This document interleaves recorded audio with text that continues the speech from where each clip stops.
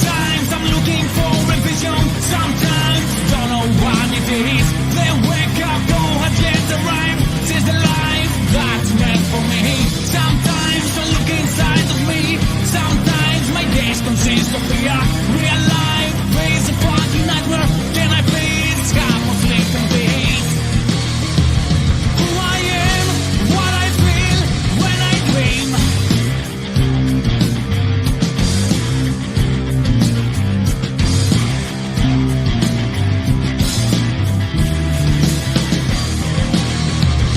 Something to get me free of my dream.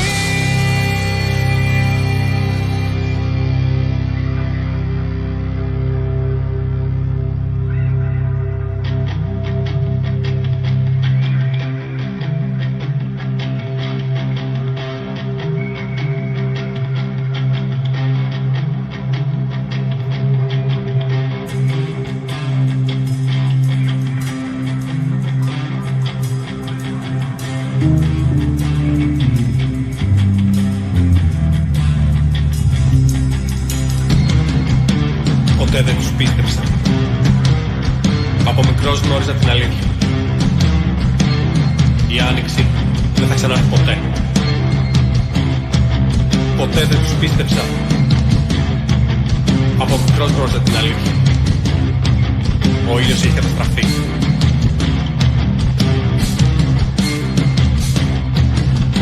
Στο φόλο ξημερώνει. Στο φόλο ξημερώνει πιο νωρίς. Με το πάτημα ενός κουτιού. Όχι για να χαρείς τη ζωή.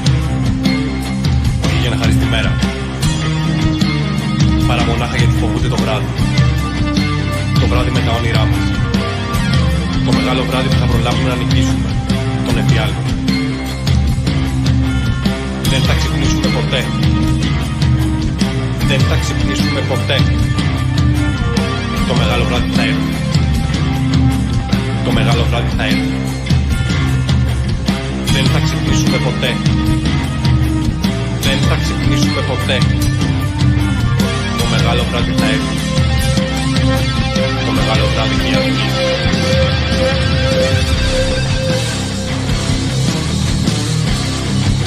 Η φύση θα κυριαρχήσει.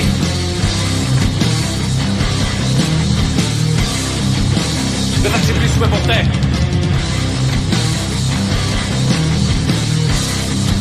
Η φύση θα κυριαρχήσει. Δεν θα ξυπνήσουμε ποτέ. Η φύση θα κυριαρχήσει.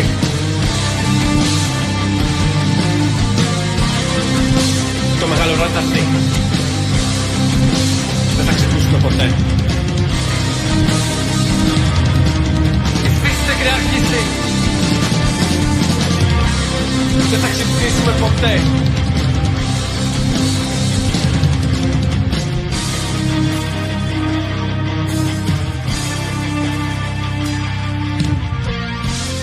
Θα έρθει η αυγή.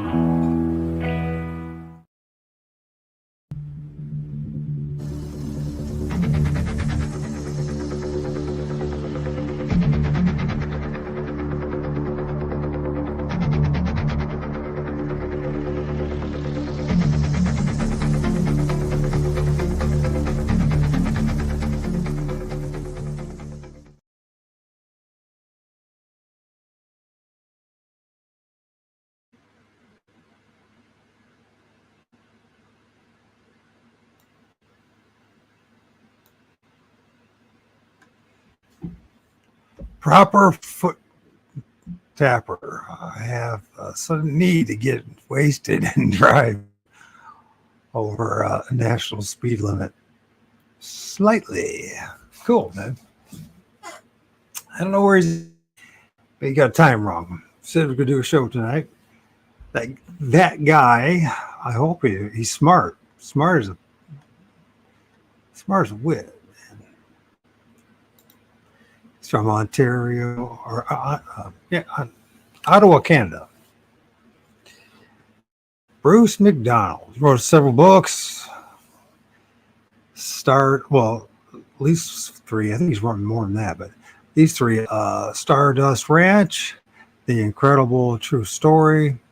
Then he wrote The Light of Darkness, A Warrior's Tale for Our Time.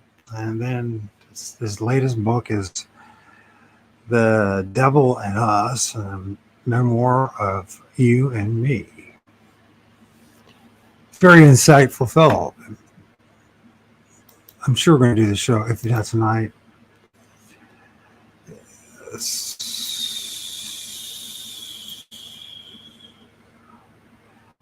Well, so we're going to do it tonight. You can get it on Amazon, his books. It's got this Rumble channel. It's called Seen That Tinker 1. And he's a guy, smart guy. He moved to, I think, it was Costa Rica. Built his own house. Did all sorts of stuff. He's got a son. He's got a YouTube channel after his name, Bruce MacDonald. And, he's one of those guys that prepared himself, listened to the warnings the past 4 years, and moved to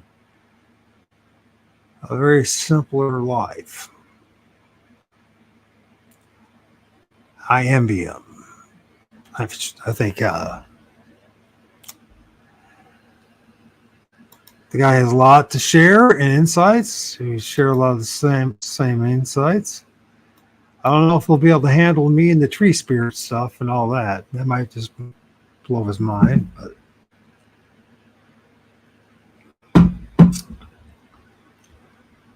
so he might, because when is the time in Costa Rica? It might be an hour behind us. He might get its time mistaken or something. Anyways, it doesn't really matter. There's things to talk about, things to share.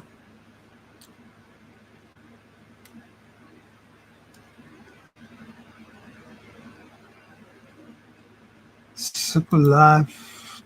Yes, sir. Build his own house. I can't think what they call it now. It's earth and something. He used like sandbags and rebar to make the walls.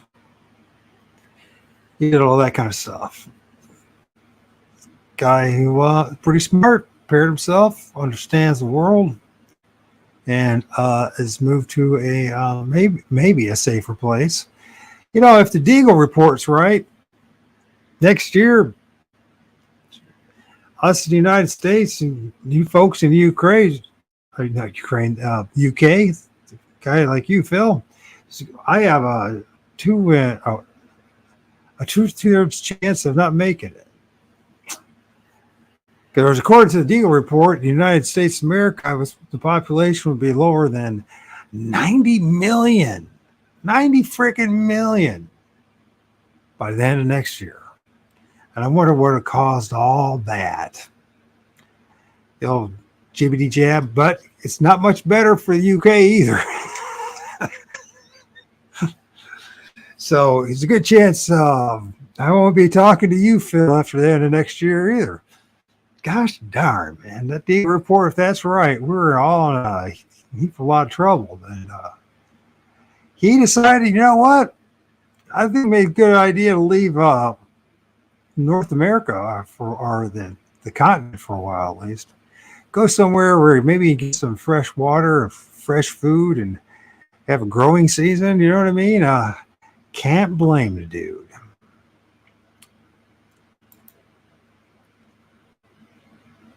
Microplastic man. Nice knowing. Yeah, no kidding, dude. Sayonara. Hasta la vista, baby. Oh, shoot. What can we do? What can we do about it? You know what I mean? Most of us can't do a darn thing about it except know that the demise is on its way. And hey, there's not much you can do on it except fate, I guess.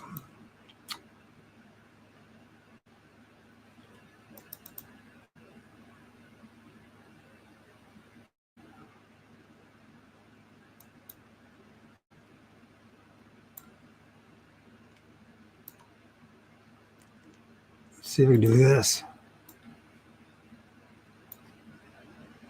What's going on here?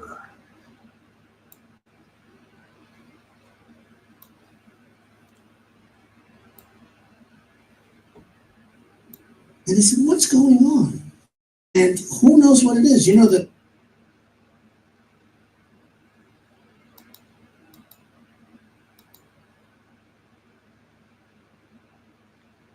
This could be a good laugh. We'll get into this.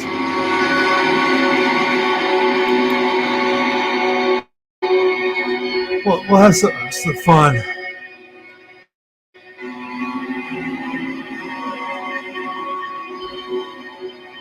Oh, should I do this one? I don't know if I should do this. Should I do this one? Nah, I shouldn't do this one.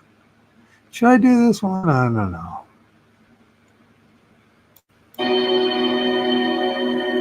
It's kind of funny. It's a funny skit.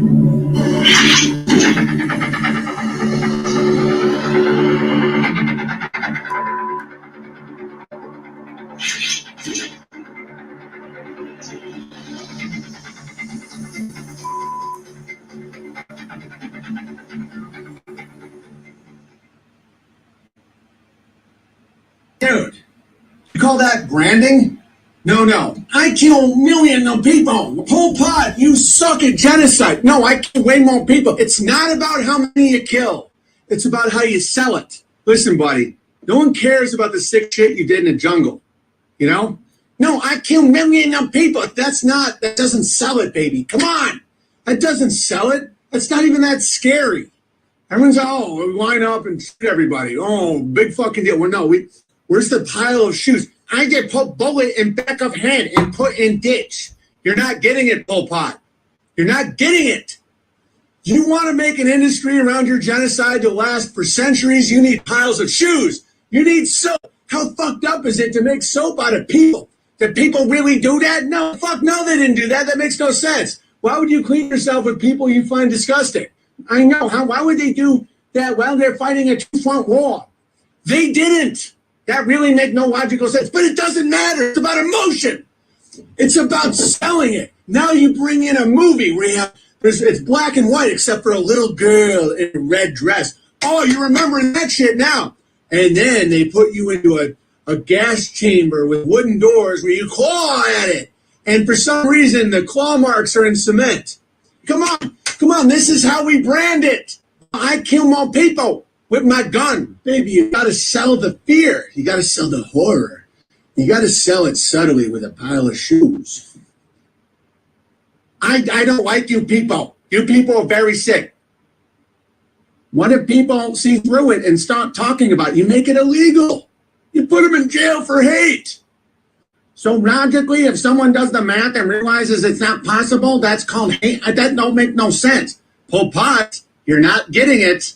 Genocide isn't about killing people. It's about brand awareness. Brand awareness? You have Killing Fields Incorporated? Fuck no, we just used a field to kill people. You're not getting it. You have to use corporate documents, liability shields, and then make that money, baby. Come on, Pol Pot. No way anyone that stupid. You feed them pornography and KFC, they're that stupid. You people are very weird. Oh, Mr. Thompson, what if your wife finds out? It's modern times. Everyone's doing it. Where did my Christian limo driver go? My pious husband is missing. The baby I chose to have baptized is gone. Mr. Thompson, what's happening? It's the rapture, Shauna. The rapture. The virtuous have gone to heaven, and the rest of us have been left below. We were fools because we rejected God, tacitly accepting Satan. We must suffer through the apocalypse. I thought all religions were a path to God. I was wrong. Why did I put my faith in science and technology? Oh, why did I choose to be good?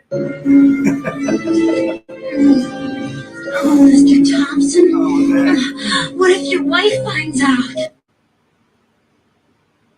Visualize sound and frequency. Every frequency has its own geometric pattern. Frequency, energy, and vibration is what molds the physical world around us. The ancients had a deep understanding of this and reflected geometry within their building. Churches were never a thing. These buildings were not used for worship, instead used for healing with frequency and sound. Because your body is 80% water, the frequency produced by the organs within these cathedrals would heal the people in the building. They were called organs because they healed your organs. Every you speak and hear, every thought that you think, and every emotion that you feel is a cymatic frequency, either benefiting you or destroying you. There was a period of time where all of the ancient healing bells were taken and destroyed. We need to rebel and rebel the buildings with these healing frequencies.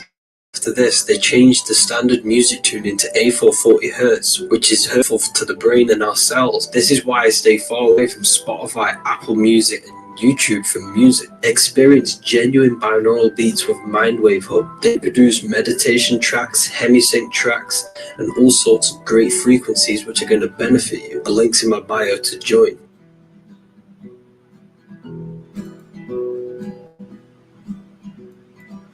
Metric patterns laid up together create our physical reality. This reality is created out of frequency, vibration, and energy.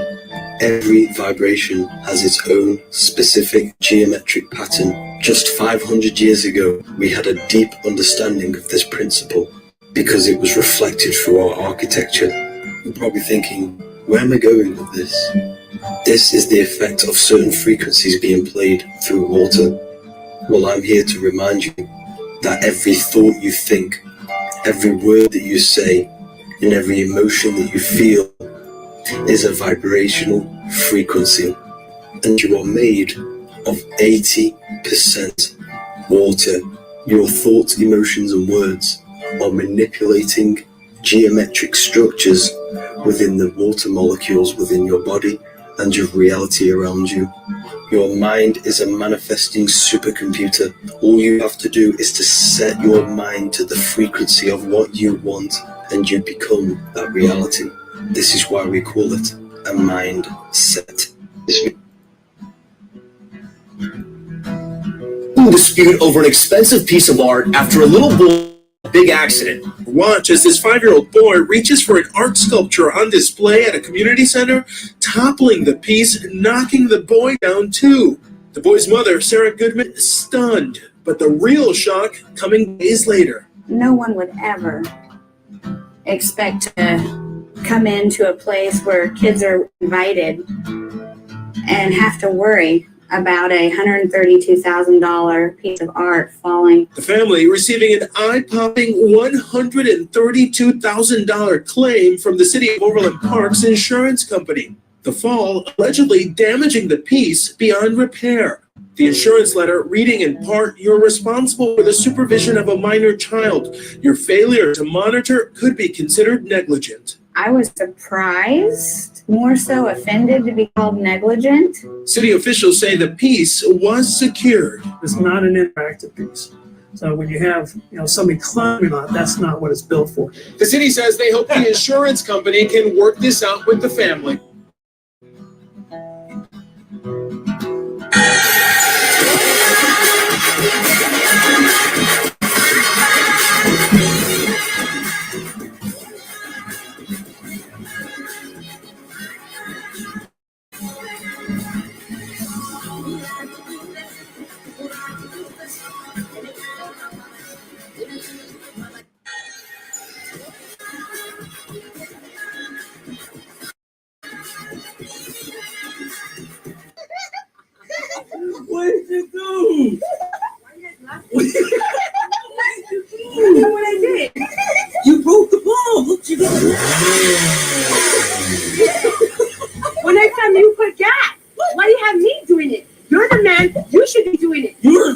one hard-headed. What kind of man are you? I told I was gonna do it What later. kind of man are you? You should have been doing that. I told you I was gonna do it Now later. look what happened. That's your fault. Don't blame me for that. I blame you. Wait. Man, he on some other shit. Man, no, bro. He a punk. Dude, what a fucking punk. That's nasty. That's gross. He on some other shit.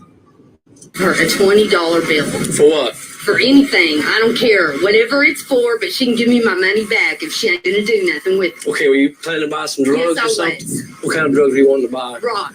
Rock. Yes, I was. You gave her $20 I gave back, her $20. She gave me some plaster. and now you want your $20 back So, and supply you with crack cocaine. well, if she shouldn't give me nothing, no plaster, nothing, she should have said no. What's going on? She come around here a while ago. There used to be some people that live right over there that used to sell. Yeah. We was sitting out here on the porch and she said, y'all have it? I said, no, baby, we don't have nothing to sell. So she left one around the corner. Mm-hmm. Then she come back 10 minutes later and holler, give me my money back. I got nothing from here. Don't disrespect my child. This is my child. Mm-hmm. I don't sell crack. I'm a prostitute. Gave her a $20 bill. For what? For anything. I don't care. Whatever it's for, but she can give me my money back if she ain't gonna do nothing with it. Okay, were you planning to buy some drugs Yes, I or was. something? What kind of drugs were you wanting to buy? Rock. Rock. Yes, I was. You gave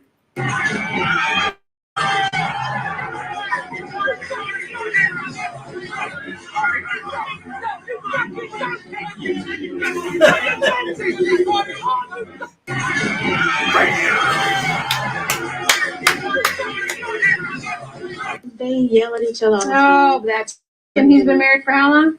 Over 20-something years. Over 20. Look at him though, he look mad. You don't look happy, brother. You don't look happy.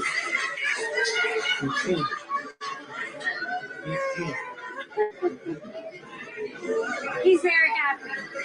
Richard Middenchow, a former TV show bailiff and current Harris County deputy charged with his wife's murder, now ordered not to attend her funeral. Bernard Spivey appeared before a judge today. He's facing very specific rules for his bond. David Gonzalez. If They yell at each other. Oh, that's true. Ask him. He's been married for how long? Over 20-something years. Over 20. Look at him though, he look mad. You don't look happy, brother. You don't look happy. Up at the ballpark. She's thinking, yeah, foul ball, that'd be great. Don't need a shower, though. Plus, is the food ruined? Oh, yeah, those nachos are toast. Up at the ballpark. She's thinking, yeah, foul ball, that'd be great. Don't need a shower, though. Aloha. I was just about to do an interview on Press TV. It was going to be about a half hour long. And normally I do interviews regularly, so I don't generally care massively about doing them, but I always try and make the most out of each opportunity. This time, I really did want to talk, and I was very happy to have 30 minutes planned to do that, because this game that's being played with Syria, it's an indication of what I have been saying for many years, and which astute observers would have known for a long time. I'm certainly not the genius in the room who figured this out, but I'm one of the people who's been sounding the alarm. The powers that be want a third world war. They want a third world war. The incentive and motivation for them to have a third world war has been there for many years. And I have my own ideas as to why it has not happened to this point. But that gets into conjecture and opinion that really takes us away from the point, the most important point, which is this is a very dangerous game being played, has been played for a long time. When I was in my 20s, over 20 years ago, I came to that realization. I understood this is madness. This is crazy. We are tempting the total destruction of our planet, and ecologically, we're also, biodiversity loss, pollution, all this deforestation, topsoil erosion, we can go on and on and on. I realized this is not sustainable, and it's fucking crazy. How is it possible that we reach this point as human beings that this is what we do? We truly are competing for Idiot of the Universe award, really.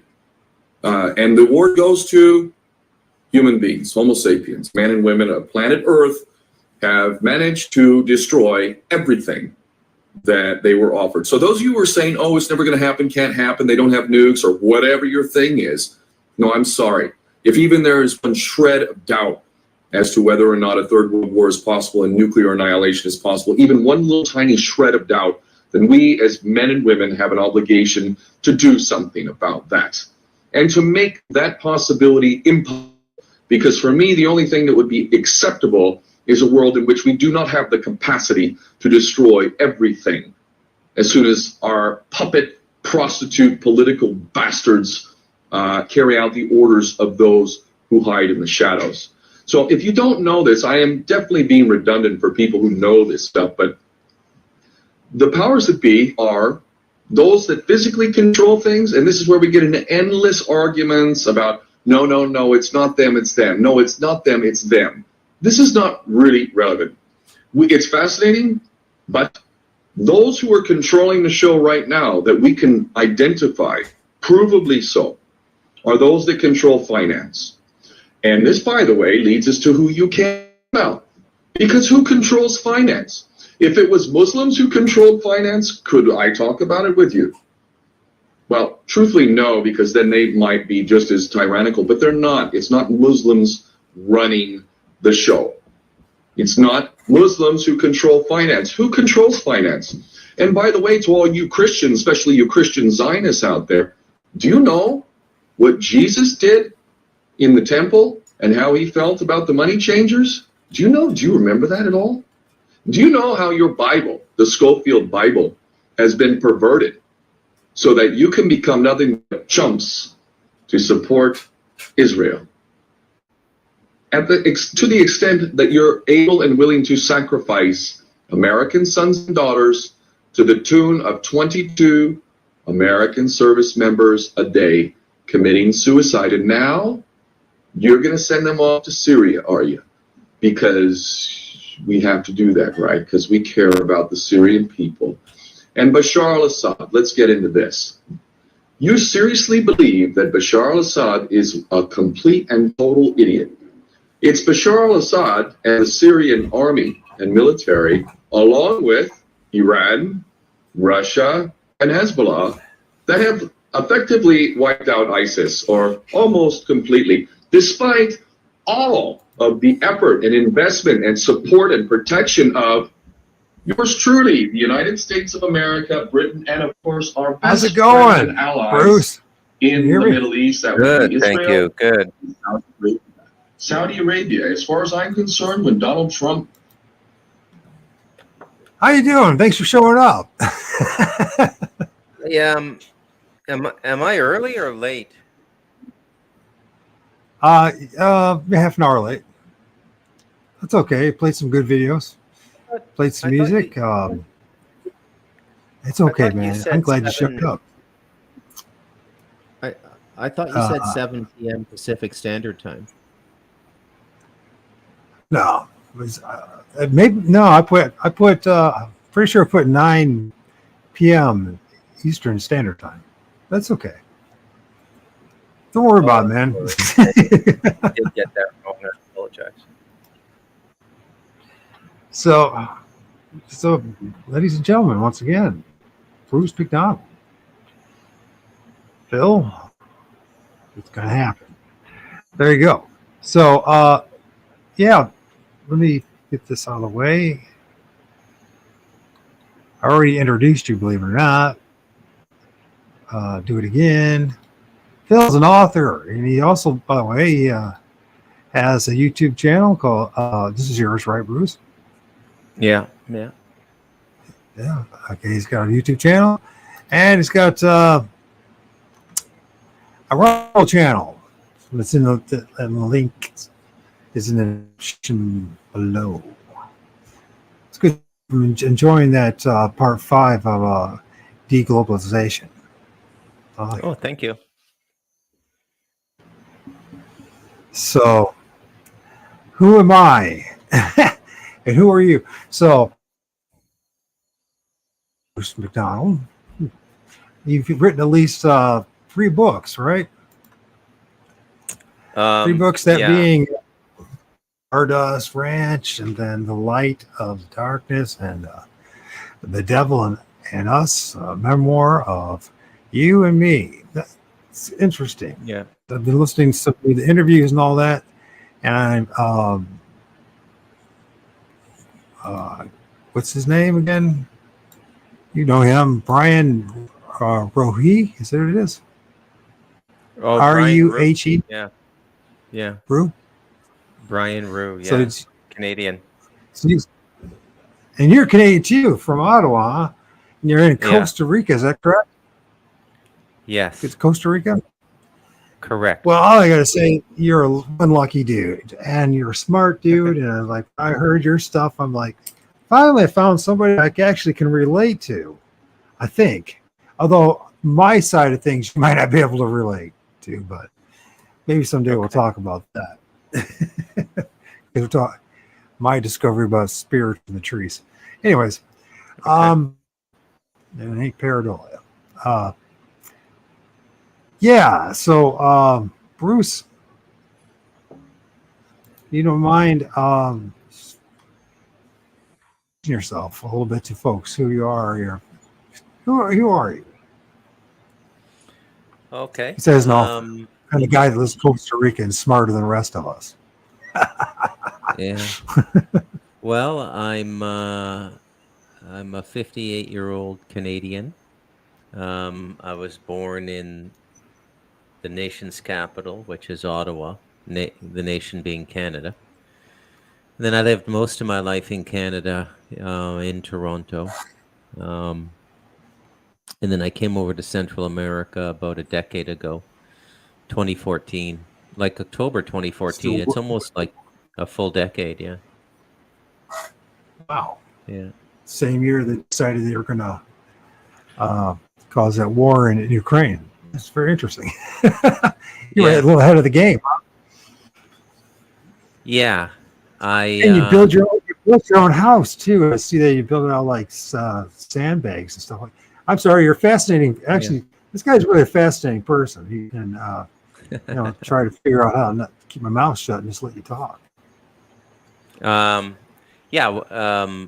Built my own home over here with my son. When he finished high school, we came over here, and I make my living as a corporate writer.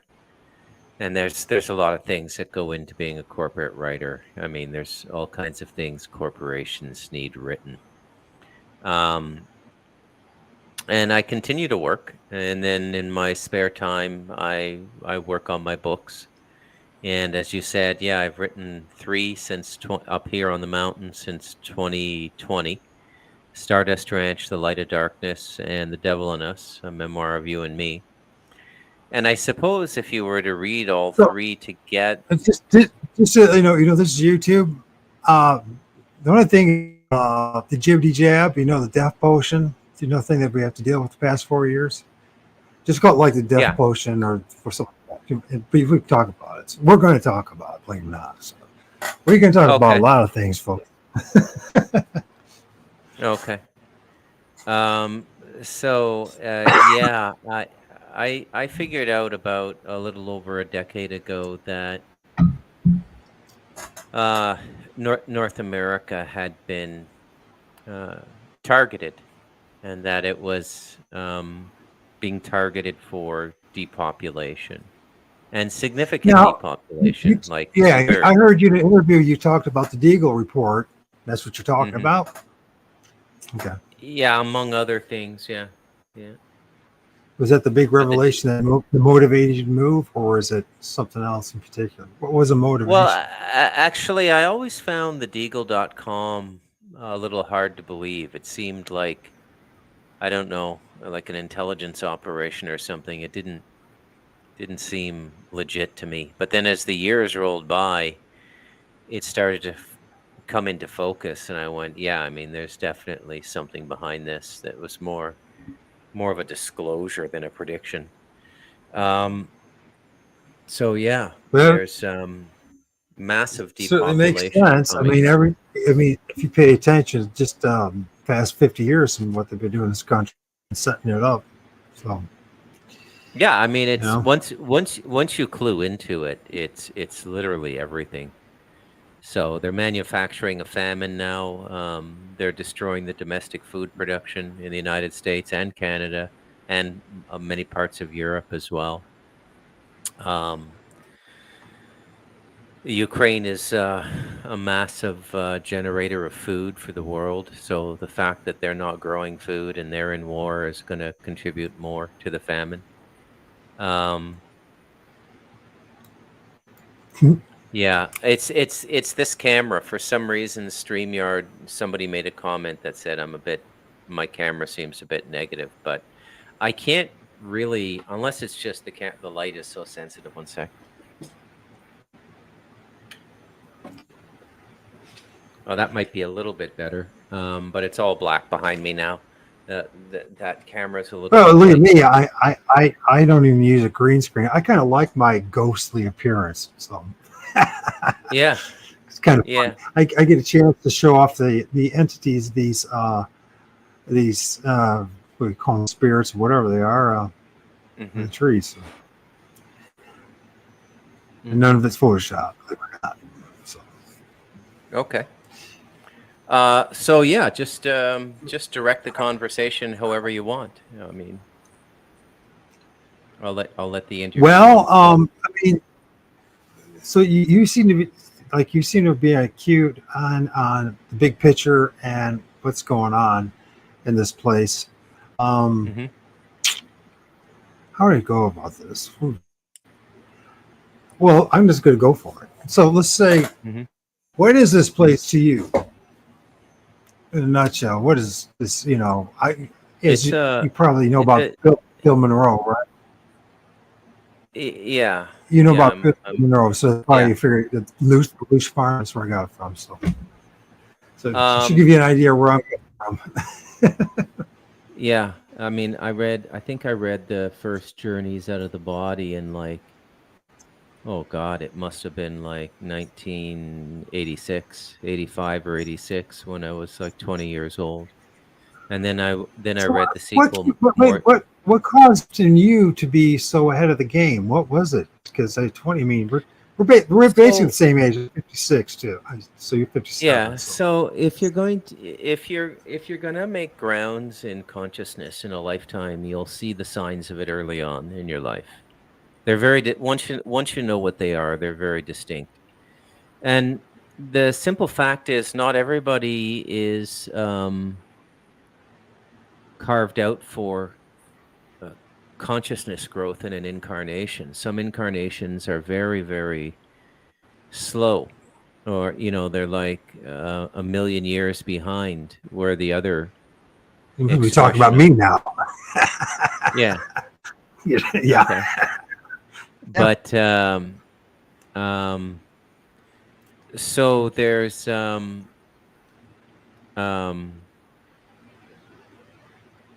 yeah, so there's all these things going on. So what's going on the planet? What is this planet? It's basically a farm. And it's an energetic farm for a form of psychic harvesting. And this would be like a fourth dimensional food. And this would be low-level entities on the fourth dimension. And so the goal of the goal of the human race is to reach an evolutionary stage where we're no longer preyed upon by these things. Ergo, slay all our demons. Right? Which is basically what I'm saying. Yeah. So that's what's going on. But this is definitely a farm. It's definitely ET run. All the angel and demon stuff is complete horseshit from my perspective. This is a completely ET run show down here. Every religion is a piece of extraterrestrial culture, an extraterrestrial cultural artifact, whether it be Vedic yoga or Buddhism or the Abrahamic religions. Doesn't matter. They're all some form of extraterrestrial artifact that were given to whatever races were seeded here. Okay, so we're not all the same. And that's another big thing that's going on here. I mean, we look the same, and we can say there's a commonality to being human. You know, there's 2 arms, 2 legs, and so on and so forth. But really, that's about it. Once you So start to look, my observation, I think that the most of the things that I've been filming, they don't look human at all. They might be humanoid like. So my theory is that whatever we actually truly look like, our true essence, probably doesn't look anything like this meat suit. yeah, What? absolutely, yeah, yeah. There's a kind of a reflection of it on the astral, which is just kind of a psychic identity that's held together on the astral. So, but the body is more translucent on the astral. There's a little bit of light that passes through it. It's not opaque the way it is on the material, but it will, when you pass, your body will look like you, for a while anyways, it will look the way you did when you were physically alive. Yeah. I wonder if that's part of the illusion that they offer up to us. So my theory is that once you go to the other side, we're either going to be love bombed to death, or we're going to be scared shitless to go back into the light. Does that make sense? And there'll be all these whatever presentations. So like the love bombing part, you'll see something that appears to be Jesus or Allah or your mama or your grandparents or something like, somebody that influenced you here in the previous life, and but it's not really them. It's just an illusion. It's just something, a decoy, something to draw you into the light. And that if that doesn't work and you're tough as nails, then you have to deal with the dark entities. It looks something maybe like Sasquatch or Dogman or all these, the things that Hollywood has presented to us is monsters. You know what I mean? And that those, if that doesn't drive you, if try to drive into light, and if that doesn't work, then it's if you're tough enough, you're aware enough, and you are more present of mind. I don't know how that's possible. I don't know. I don't know how to make that happen. They talk about this whole idea of becoming a sovereign individual and spiritually, and eternally. And I don't know what that strategy is. But definitely is not out of the Abrahamic religions. I'm 100% confident that all 3 of them are just 3 different shades of Satanism. Yeah, I'm pretty much on the same page in 2024. Took me a while to get here, but I think that yes, that at least the root of the system is so corrupt. You have to wonder about how there could be any life on the branches, like Christianity and Islam. If the roots are corrupt, then how can the rest of the tree be alive? And it's a fascinating system, and it's the most convoluted religious system on the planet. There's no other religious system on the planet that has gone to war with itself the way the Abrahamic system has. It's all divided. It's just so divided. I'm sorry, go ahead. As they say in monarchies, there's been very, very bad succession in the Abrahamic religions. Okay, so from Torah to Christ, so just including the Gospels would be a massive extension of Judaism. Okay, for the rabbis to accept that Christ was in fact a prophet and incorporate his teachings into the overall teachings. But there's a reason they don't. And then Muhammad comes along, and he's maybe even more controversial for the rabbis about the legitimacy of his prophecy. And then there's the absolute corruption of Judaism itself, which was already completely corrupt by the time that Christ showed up. It was already pretty far gone from the beginning. I'm serious. I mean, well, and then there's all the historical work. What was fascinating too is it really a prophetically derived religion? Did all these prophets really come into existence? And of course not. Yeah, precisely. No. Listen. There's not, as I've studied for a decade. I was hardcore. You're talking to a guy who read the Bible online all the way through twice, live, or not live, recorded, and then 6 times the New Testament.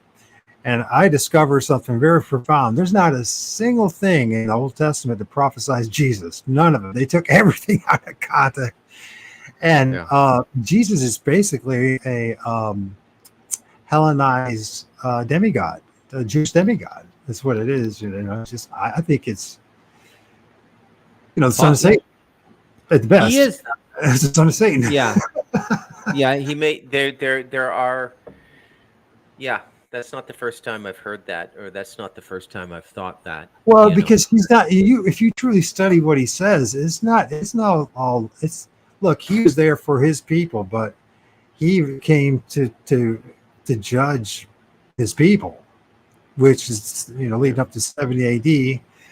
And if he's saying stuff like you sort of follow him, you have to hate your mother, your father, your brother and sister. And by the way, how many families have been destroyed by Christianity? If you're honest, if you really pay attention, because you know what I mean? Because there's 45 plus, I think there's more than 45,000 now denominations, Christian denominations worldwide. Wow. And Jesus said, he told his followers, he said, you know, anyone who doesn't follow him to slay them. He says that, and people are like, oh, he wasn't like some Prince of Peace, he's Prince of War. Yeah. And so it just goes hand in hand with the Old Testament. I mean, that's just pure evil. I'm going to tell you, this is how extreme I'm about this. Agreed.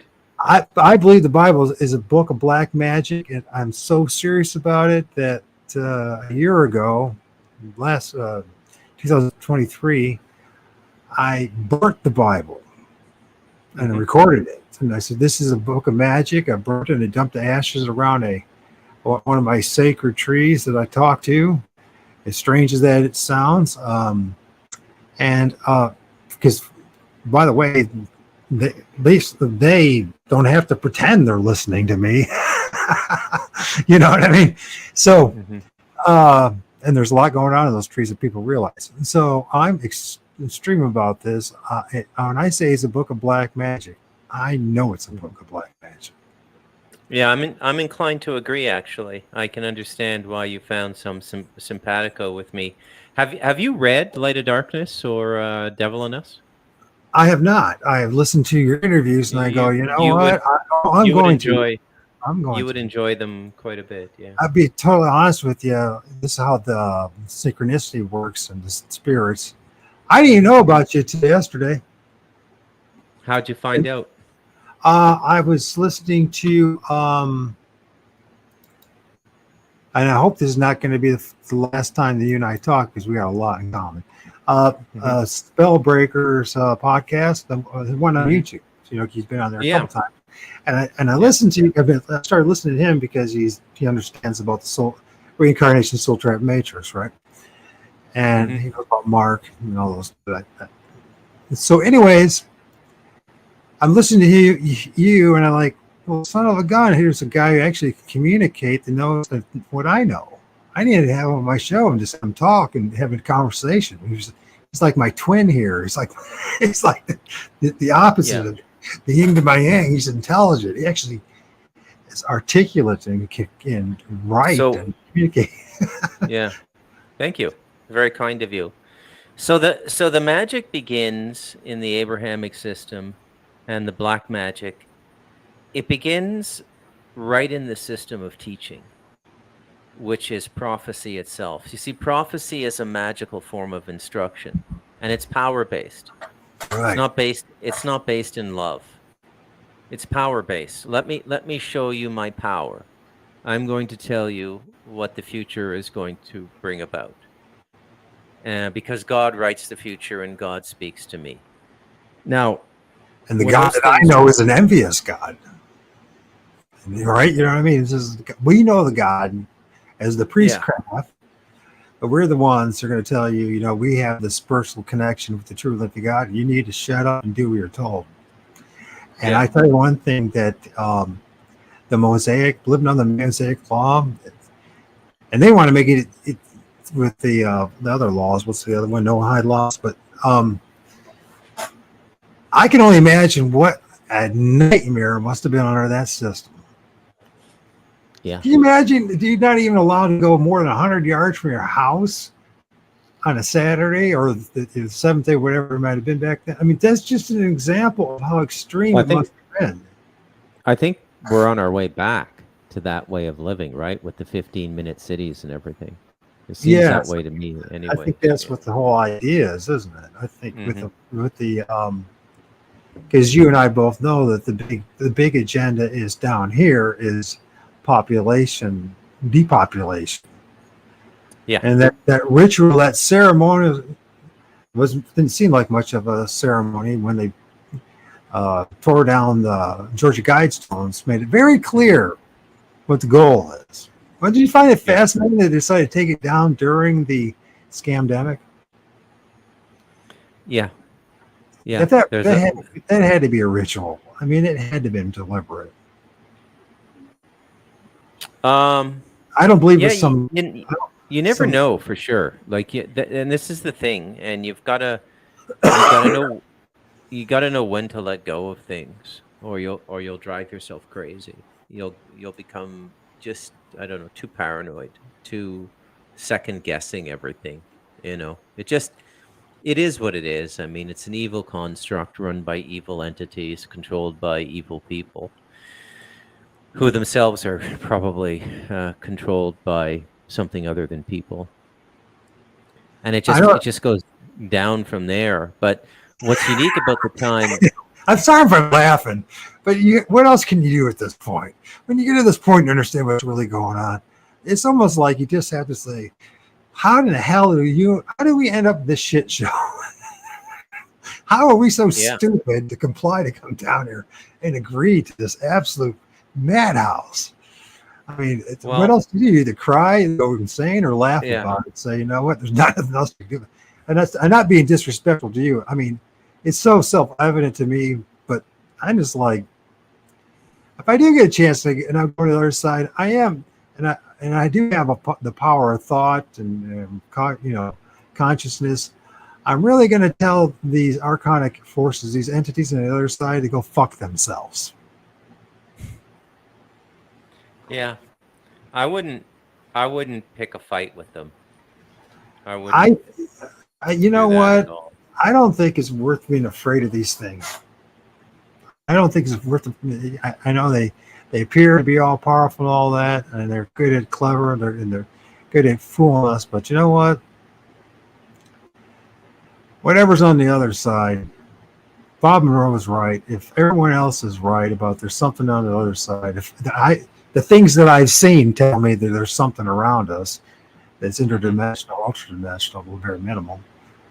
Mm-hmm. And they know about what's going on, and they could have done something about it, and they put us in this situation. And we have our part in it too, but they've only, you know what? We have free will is very limited. So how much can you? I mean, you're the exception, bro. You're the one who was able to bail out and go to Costa Rica and be around clean water and and community and my hat's off to you. But for most of us, man, this shit show is here, man, and there is no escaping it. I can't even imagine what it's like anymore. It's been so long since I've lived in it. The last time I was even back in North America was 2018, and I just about went crazy. I was there for about 11 weeks, and I found it very, very difficult. It's very New World Order-ish, isn't it? Yeah. Where are you? I'm in Ohio, on the border of Michigan. You know, when you're in Ontario, you know, the nation's capital, you notice about that building, it looks like a giant middle finger going up, giving whatever's up above us the middle finger. It does, yeah. Doesn't it look like that? Yeah, for those of you who don't know, he's talking about the Parliament buildings in Ottawa, and it does look exactly like that, yeah. I was like, is that like a middle finger to the United States, or is it to actually something up above us? You know, is that like to you and I and the rest of us an insult? But is it some kind of? I mean, think about that. How did that become so universal as far as a symbol of the insult, the middle finger, right? Fuck yourself, right? Is that even saying that? Is that some kind of like spell that we're casting every time we do it that feeds these archonic forces? I mean, think about it. It's like an antenna type of thing. You know what I mean?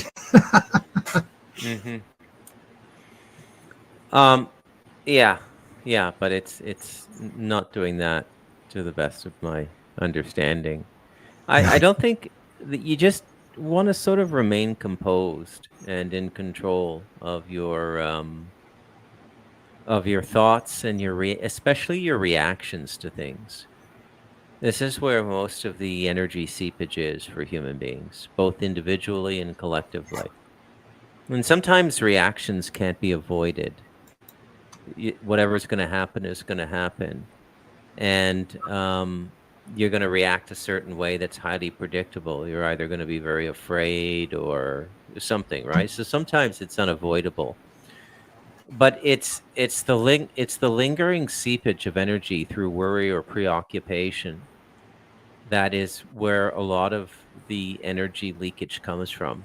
And then abandonment, right? So then when you just completely abandon all self-censorship and you just commit your energy completely to something like a rock concert or something like that, there's a lot of energy seepage in things like that. And we're very powerful. Human beings are an extremely powerful being, and we don't understand how powerful we are, but we're not helpless by any stretch of the imagination against anything, even against the extraterrestrials. So, or whatever, the archons, whatever you want to call it, which would just be a non-physical extraterrestrial. Most of the extraterrestrials we engage are non-physical, so they fall into the same spectrum as a ghost or a demon or what have you, things like that, which is why religious people find it difficult to engage the material, because they just keep projecting their template onto it and they have no direct experience. So they're just sort of locked in this loop of denial and insanity. It's kind of sad to see, actually. Yeah, I had that experience. Listen, 2017. You can call me nuts, crazy. I don't care, but you can call me whatever you want. But 2017 in August, about this time, well, actually the beginning of August, I was standing next to Crow Indian Medicine Man and saw two things that looked like Bigfoot, right? And one guy's 15 feet in front of our grills. And it was massive and big, and it shimmered like it had static electricity running through it. Wow. All right. Now, here I am, a hardcore Christian, thinking, they're all demons and all that. And it caused me a lot of grief 6 months later when I had my second visit in my backyard. Then eventually went through 3 days of absolute, what they call spiritual torment. And I think... What happened to you? Tell me the story. I'm curious. Oh, which part? Well, tell me about Bigfoot. Well, from my observation, this sounds strange. I'm not the only one. There's a lot of accounts of the indigenous population of North America, like the Ojibways and etc., have traditions about how Sasquatch and Bigfoot comes out of the tree. When I had my first encounter, that's my first sighting, my first encounter in 2017 with the Crow Indian Medicine Man. What happened is, I didn't even know the guy until an hour before. This is how, and none of this is how synchronistic the whole thing is. My brother, 24 hours earlier, who said he did see a Sasquatch in Northern California, where he lives, he lost his house in the Paradise Fire, talking about strange, but regardless, now that I know that Bigfoot is not a flesh and blood thing, but it's something more spiritual in nature, don't be surprised to start running across Native Americans. And 24 hours later, I live in Northwest Ohio. I never saw a Native American except when I was a forest firefighter in the out west, right? So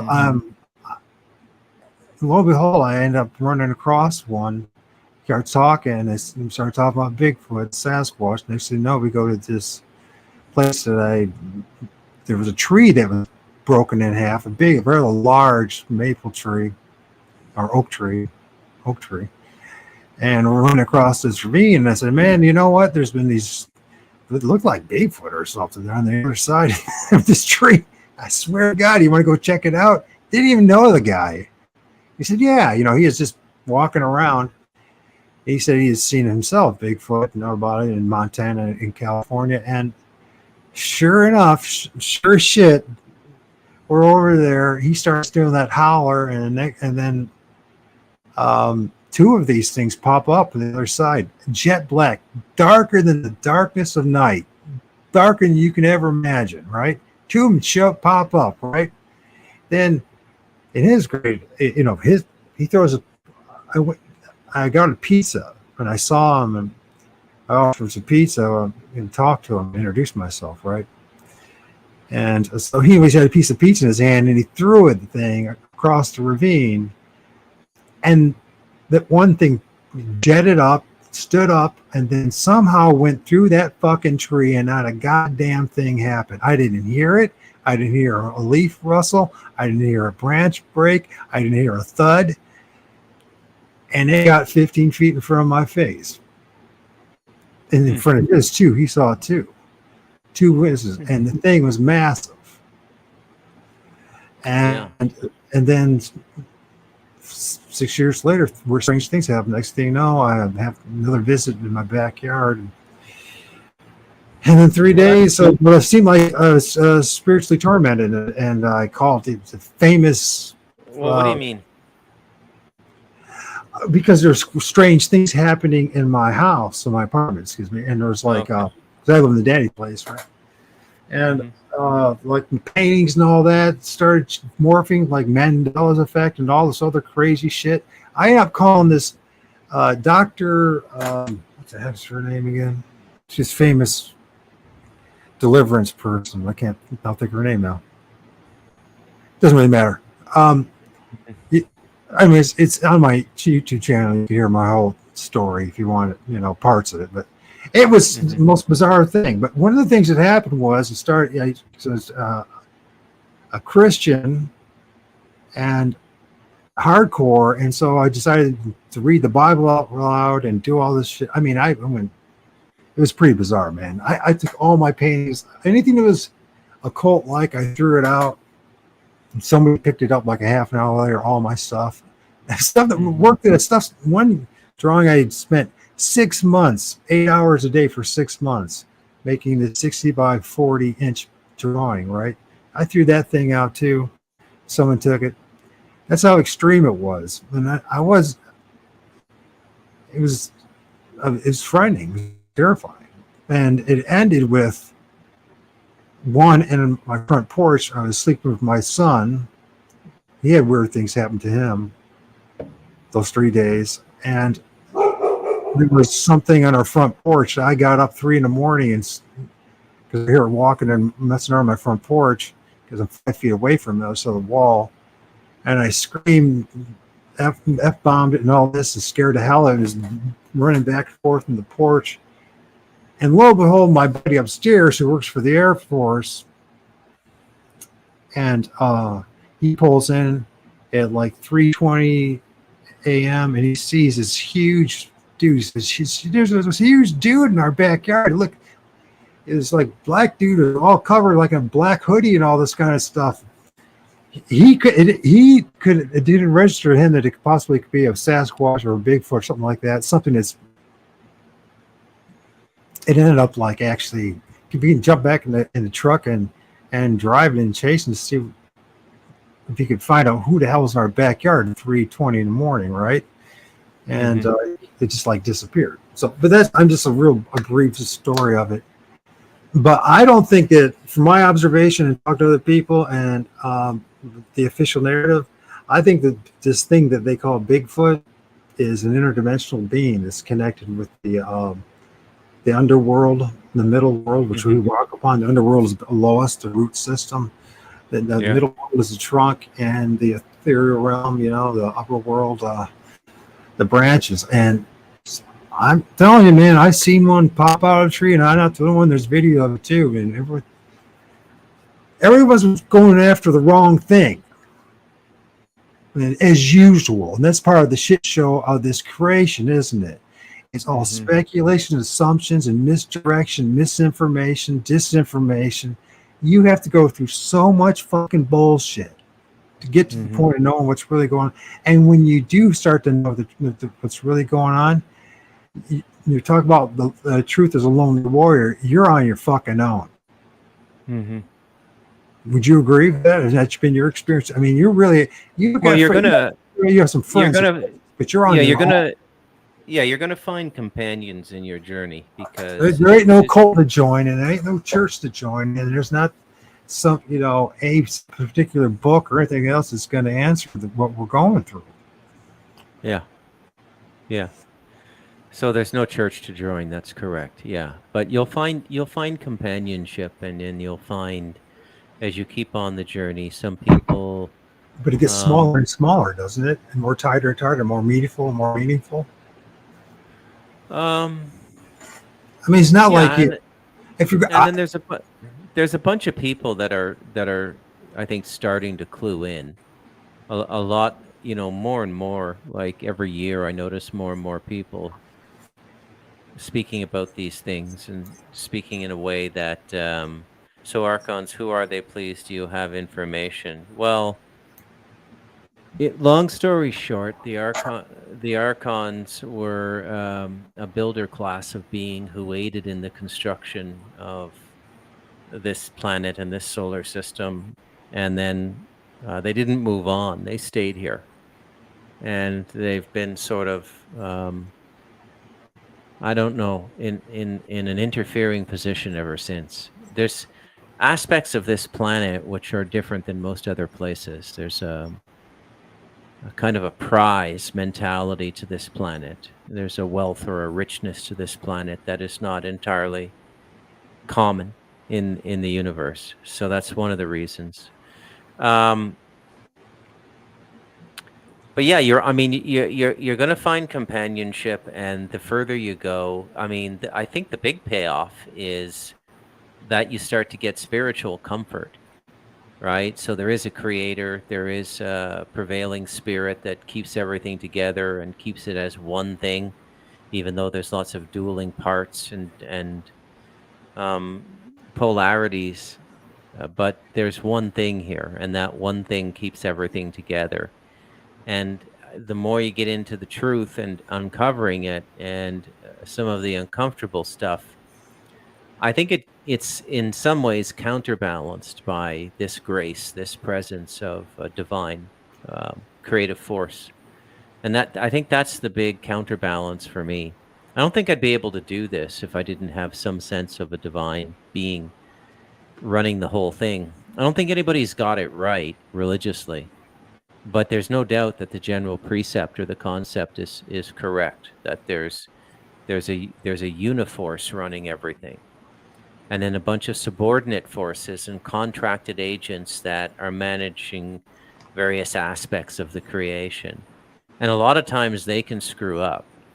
That's they can screw up. It's just like people screw up building a bridge or building a road, No, the Archons, not part of the collective. Okay, so what Phil is doing is attempting to reconcile the ET narrative and the religious narrative. Okay, so the Archons come out of the religious narrative, and the collective comes out of the ET narrative. So you got to reconcile which one you're going with. If you go with the ET narrative, then the Archons are probably some form of older empire oppression, like Star Wars kind of thing, like old empire oppression. Because those forces exist in this galaxy as well, right? And then if you go right? Yeah, and then if you go with the religious narrative, it's sort of the same thing. Hey, listen, I've got to go for tonight. That's all the time I have. Is that all right? Yeah, that's fine. Yeah, okay, this has been a blast. Maybe we can do it again sometime. I hope so. I hope we have a couple parts to it. Okay, I look forward to it. We have a lot to talk about. So. I think so too. Very nice to meet you. Yeah, man. Thanks for showing up. All right, be well. Yeah, take care, man. All right. Bruce. That's a short interview.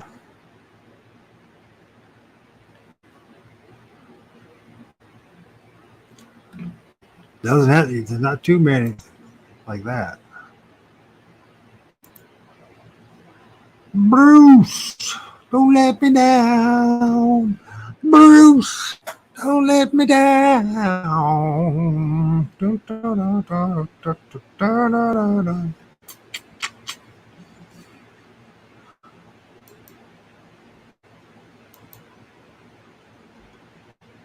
Well, it probably thinks I'm absolutely batshit crazy, and that's why I say you're on your own. Because you tell the truth about what's really what you experienced and what went on, and now the world, now this realm is damn sure. Let's make damn sure that you aren't hurt. I guarantee you that. You can call me negative, you can call me this, you can call me that, you can call me whatever you want to call me, but I'm telling you the truth when it comes to that. Closer you are to the truth, the narrow the number of people that even want to be around you. Because you're going to say something that's going to offend somebody. And there's not much you can do about that. Was it something I said? No, Phil, it wasn't something you said. I don't know what it is. He probably weirded out. I'm telling you. I mean, we know something the average person, Phil, doesn't fucking know. I'm telling you. Not only the average person, and then those people that are really getting close to the truth, very few people even have a clue of what's going on. I mean, I'm getting close to it, but I'm more than humble enough to say that I don't have all the fucking answers. I have no idea.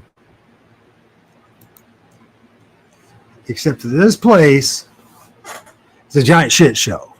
I mean, sure, as popular as the Pox. Yeah, I know what it is. It's like, and you would think, like after what I just said to him, you would think I want to learn more about what's going on, right? But I mean, I don't know. He said he's going to come back on, so I hope he comes back on and he's legit. So, but my experience is every time I'm blunt about what's going on, people do not like it. So because it's so bizarre and it's so out there and it's so woo woo woo woo woo woo woo woo woo that they're like, there's no way, you're just making this shit up. And I'm just like, dude, you know, you have to get out of the cage that you're in and go find out. You know what I mean? You have to go out there and find out. You're going to find out that there's like Phil constantly finding tree structures everywhere he goes. Who the fuck's making all these tree structures?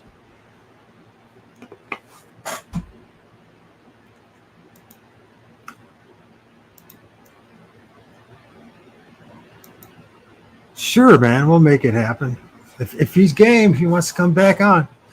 So, but you know, I just lay it out there, and my attitude is, because I'm already isolated for telling the truth, and I've been pretty much ostracized for just telling the truth, that if, you know, I'm not going to do this like, well, I'm going to tippy-toe on eggshells and tell people something, or just water things down just so I am accepted. You know what I mean? I'm just going to tell you the way it is, what happened. I don't care if you believe me or not. Because you know what? I probably wouldn't believe me. If I didn't go through what I went through, I wouldn't believe me one bit. Because the world had quite a hold on me.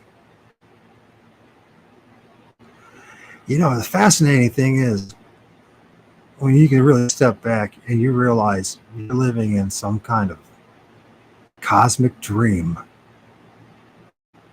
It's just like an illusion. Except you're in this fucking meat suit, so when you stub your toe, it hurts like hell, right? When you fall in love and your heart's broken, then you're devastated, right?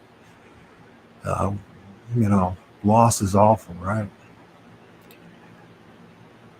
I don't think there's much of a lesson, though.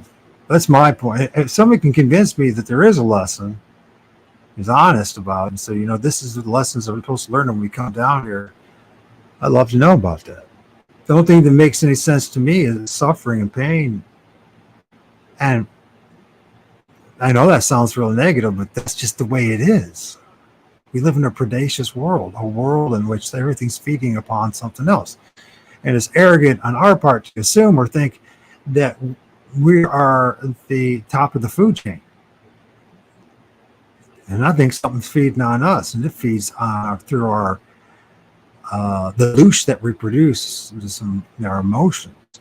Maybe Bob Monroe was all full of shit and he made it all up, maybe.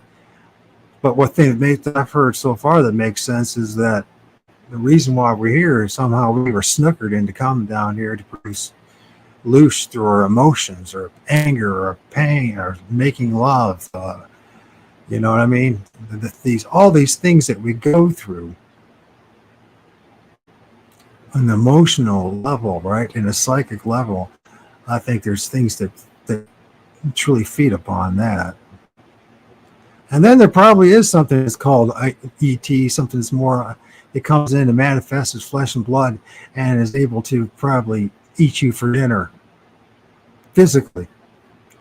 But I think the thing that these entities get their biggest rocks off is when they see us being violent, war, and suffering, and pain, and blood.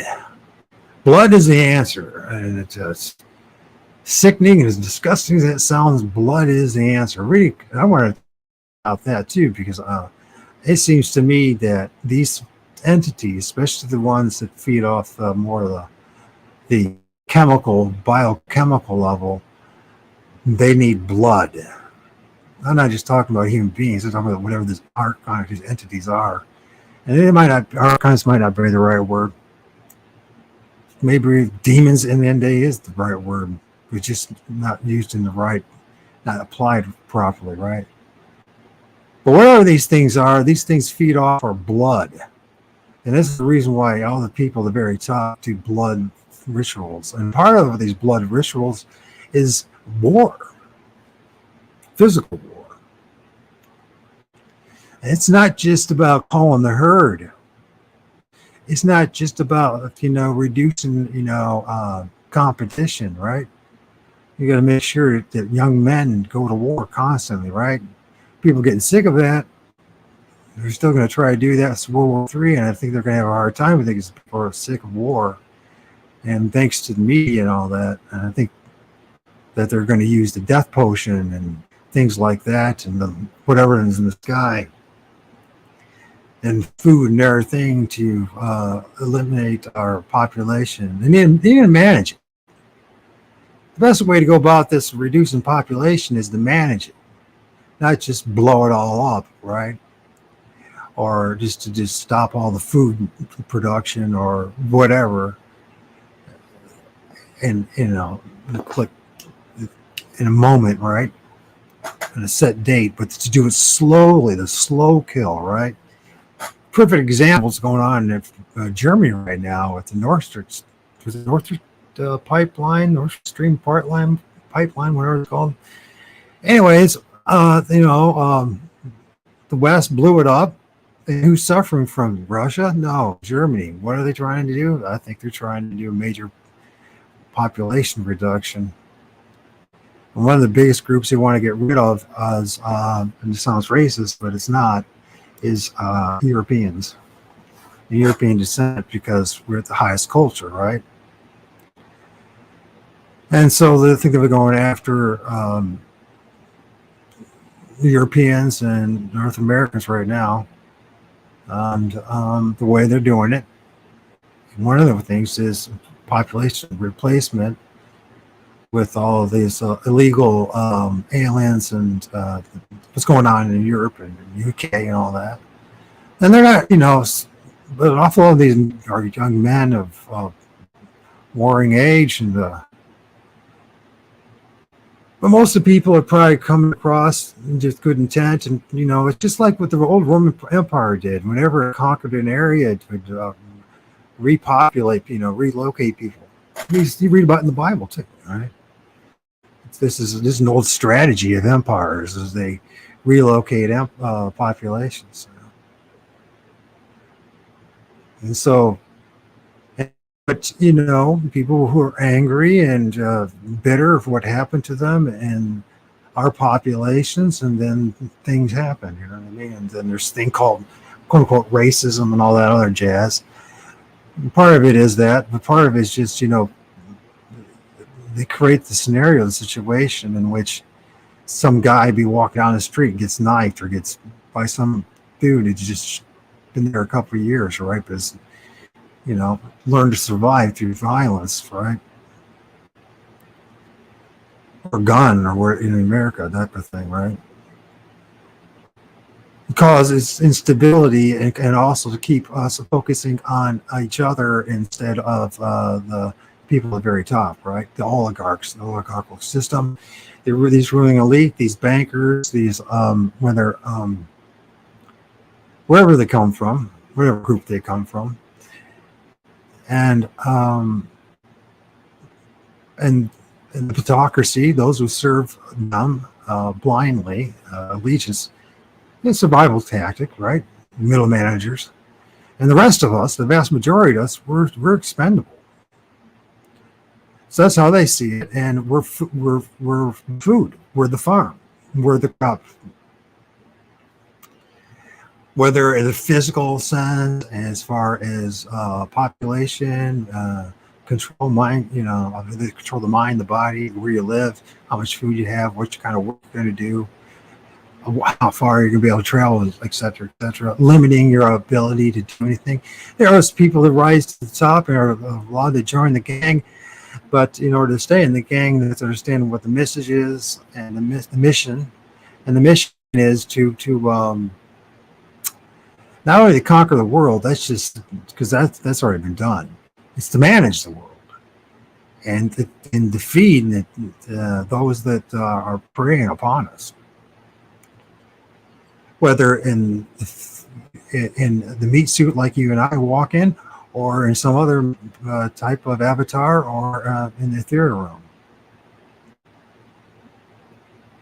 I know it sounds absolutely far-fetched, and what? How do you prove it? Well, it's through a combination. It's a lot of research, and it's one of those things that until somebody sees something, I think that they have a hard time believing. You know what I mean? They're just going to say you're full of shit.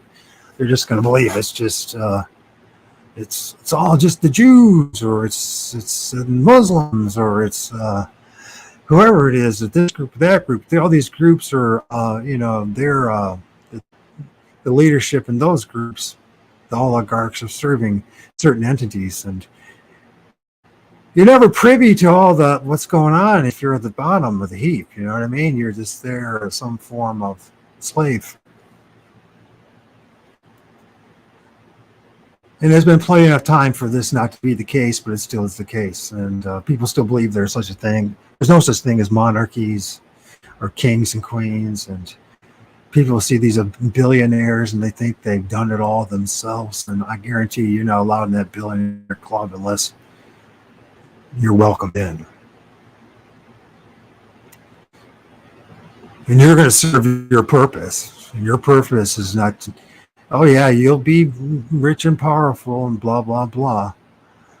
But only so far. And if you don't go along with the club, then we'll just take you out. Billionaires can be replaced. They're more easily replaced than freaking the average poor pauper. People just don't realize that. They're very easy to replace. There's only thousands of them. There's not like millions and billions of them, right?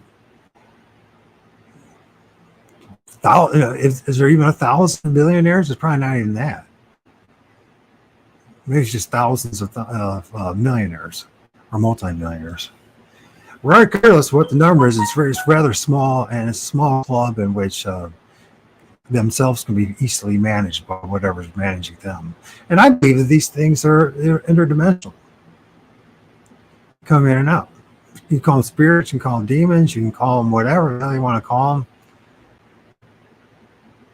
Because the fact of the matter is, unless you're in the club, you have no idea. And those of us who get privileged to have some kind of action on the edge, the periphery, we spend the rest of our lives trying to figure out what it is. And it's not just human beings. It's not just human beings that are laughing at us.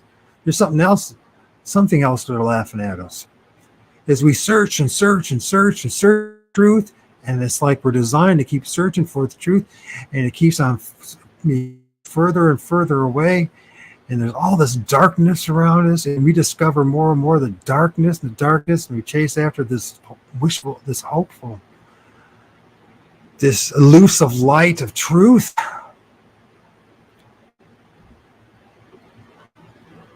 Think about that.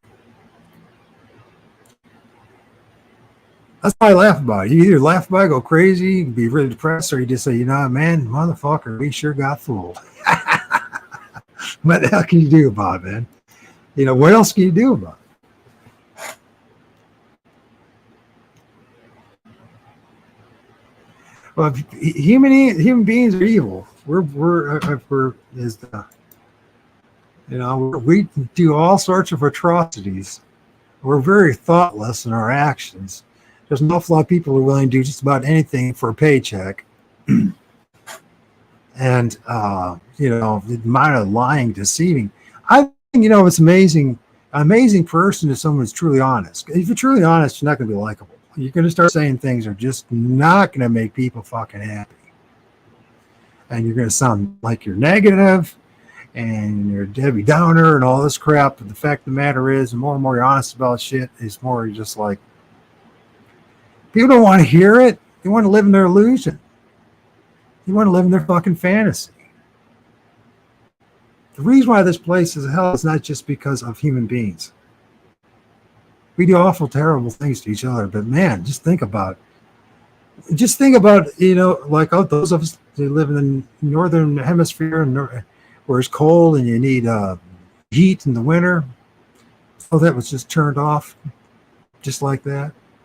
Or there never was it our ancestors who had, constantly burning a fire for frickin', 24/7, day after day after day, just to stay warm. And then you have to wear all this different type of clothing because we're not designed for the environment. Something threw us in here. We weren't just bred this way. This is not just this a big part of it, husbandry. We were designed in a way that we don't fit. We're not meant to fit. I think we were designed here to destroy this place. And then along destroying it is destroy each other. Entropy. This place is a realm, a universe of entropy. Sure, there's growth and there's rebirth and all that necessary there to furnish and satisfy these archons, the Loosh that needs to be produced, whether it's from the plants, the animals, ourselves. We're the highest form of it, the greatest form of manufacturing it. But it's a very predacious place. Everything feeds upon everything else. And each and every creature and everything that's here is a precarious situation, which you have no idea how and what's going to happen to you.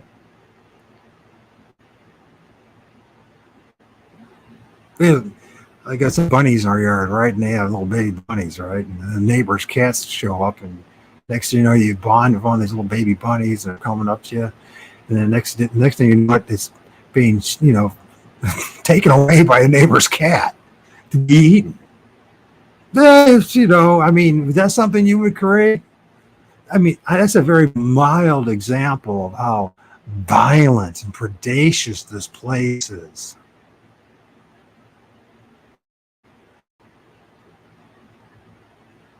Would you design a place like that if you were a loving God? What kind of a loving, caring God will put us in this circumstance in the first place?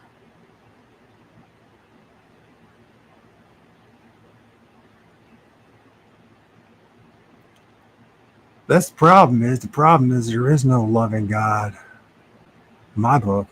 I'm not saying there's not a God. But that's not, and I think that the creator is something different than God, which is dog spelled backwards. This creature, this entity, this demers, this thing that some people describe as like having a lion's head, which is quite interesting when you think about it, because whether it's the Christians or the Jews, they all use lion, which is very symbolic of Satan itself, the adversary.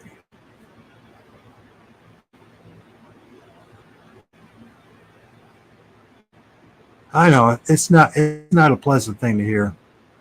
Anyways,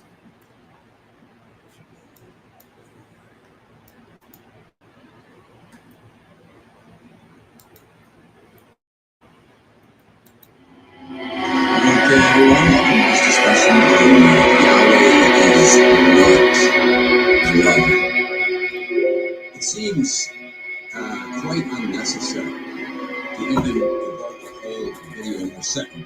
It's going to take 2 or 3 videos to cover this at least. It seems unnecessary to even do a series of videos on this topic when what completely demonstrates that this entity is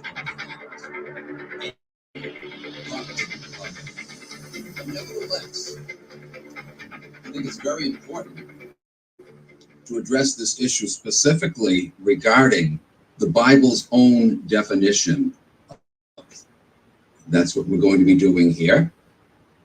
We're going to look at the Bible's own definition of love and see that Yahweh fails to meet up with even one single part of it. For Bible believers, asking if God is loving is not only unnecessary, but it borders on the ridiculous to them, the blasphemous, in fact. Blasphemy! To question God, of course he's loving. If he's loving, then his book, often referred to as a love story. I've heard the Bible referred to as God's love story about us. Yeah, right. But again, if it were true that this entity is loving, then his little love story would bear that out, wouldn't it? Upon investigation of the Bible, we would see into things that not only this deity is claimed to have said, but the things that this entity is claimed to have done. Both would testify consistently and persistently that this entity is, in fact, love. If, on the other hand, we discover, upon examining this book closely, that neither his words or his actions testify to him being loving, then he's not loving. It doesn't matter if there are some passages that tell us he's loving. Criminals do that all the time, don't they? When they want to lure in a victim, they'll talk smooth and pleasant. A rapist will tell a woman what a nice guy he is, and he's successful, got a nice job, and I'd like to take you out for a few drinks, ma'am, if that would be okay with you. That's why you've got to be very careful, don't you? You've got to get to know a person, and you meet them in a public place, not alone. You don't get in their car the first time you meet them. You get to know them. You get to know some of their friends, their family members, to see if the rhetoric they've been feeding you is in fact true, right? That's what we have to do because of the world we live in. Yet Bible dupes never do that with Mr. Yahweh. They don't look at the record of this character to see if in fact he does express himself and carry himself out in such a way that he actually is loving, that he can be seen to be loving. They just accept those few passages where it's said of him that he's loving, or where he himself claims that he's loving. Well, that doesn't cut it. You know a person by their actions, as much so, if not more so, than their words, right? If their actions don't match up, and in fact, if their words don't match up, it doesn't matter that some of the words match up, some of the actions match up, all of the words and actions must match up. The minute you see that even once someone who tells you they're loving demonstrates that they're not in something they have said or done, you've already got good reason now to doubt their claim. And if you investigate further and see that there are multiple examples of them saying and doing things that are the antithesis of love, then you don't have a loving entity now, do you? Well, that's what we'll be doing in this current series. Of course, God is loving, Bible believers will insist. In fact, they would go so far as to say that God is the embodiment of love. They would cite, for example, 1 John 4, verse 8, which says, God is love, meaning that far more than being loving, he is actually supposed to be the embodiment of this trait, the originator of it, the creator of it. They might also cite passages like Jeremiah 31:3, where Yahweh is quoted as saying, I have loved you with an everlasting love. Therefore, with loving kindness have I drawn thee. Oh, break out the tissues. It sounds so endearing, doesn't it? Oh. And Bible dupes stop there. See? He says he's loving, and he draws us with loving kindness. That ends the debate right there. Oh, no, it doesn't. Any more than a rapist who tells his potential victim, yeah, look, I'm a nice guy. Here, look, here's my graduation certificate. Look, I have a PhD in this, that, and the other. I have 5 PhDs. Who cares? I want to see what kind of person you are. I need to observe you in action. I need to talk with people who know you. Bible dupes never do that. Yahweh says he's loving, so therefore he must be. And I have several other verses here where some of his fan club members say he's loving, so that's it. Again, they cherry pick. They read that book selectively. They don't look at the whole record. Well, I hate to rain on your parade. Actually, I love to rain on your parade, come to think of it. And I'm going to rain torrentially on your parade. We're going to look at the record of little pretty boy Yahweh, and we're going to see that he is neither loving, nor compassionate, nor tender and merciful and gracious and patient, and all those other phony attributes that they apply to him. I mean, attributes that they apply to him in a phony way. The attributes are beautiful. They're wonderful attributes, but they don't apply to this thing. Certainly, if we just paid attention to passages like the couple we just cited, the way Bible dupes do, we would have no choice but to conclude, well, yeah, he must be loving. If we just read with tunnel vision, like Bible dupes read the Bible. But again, we're not going to do that here. We're going to step back and look at the whole picture and see that Mr. Yahweh fails the love test at every freaking turn. And we'll do that using the Bible itself. To determine whether or not Mr. Demon in the Clouds is truly loving. What better way to do that than to test him against the Bible's best definition of love? In fact, there really is no other definition. It's certainly not one that goes into the detail that this passage does. It's well known in the Bible-believing world, the famous love chapter, as it's called, 1 Corinthians chapter 13, verses 4 to 8. And I must say, it's a very good definition of love. It's one I concur with. Too bad, though, Yahweh miserably fails to match up with this definition of love. Here's how it reads. Love is patient. Love is kind. It does not envy. It does not boast. It is not proud. It is not rude. It is not self-seeking. It is not easily angered. It keeps no account of wrongdoings. Love takes no pleasure in evil, but rejoices in the truth.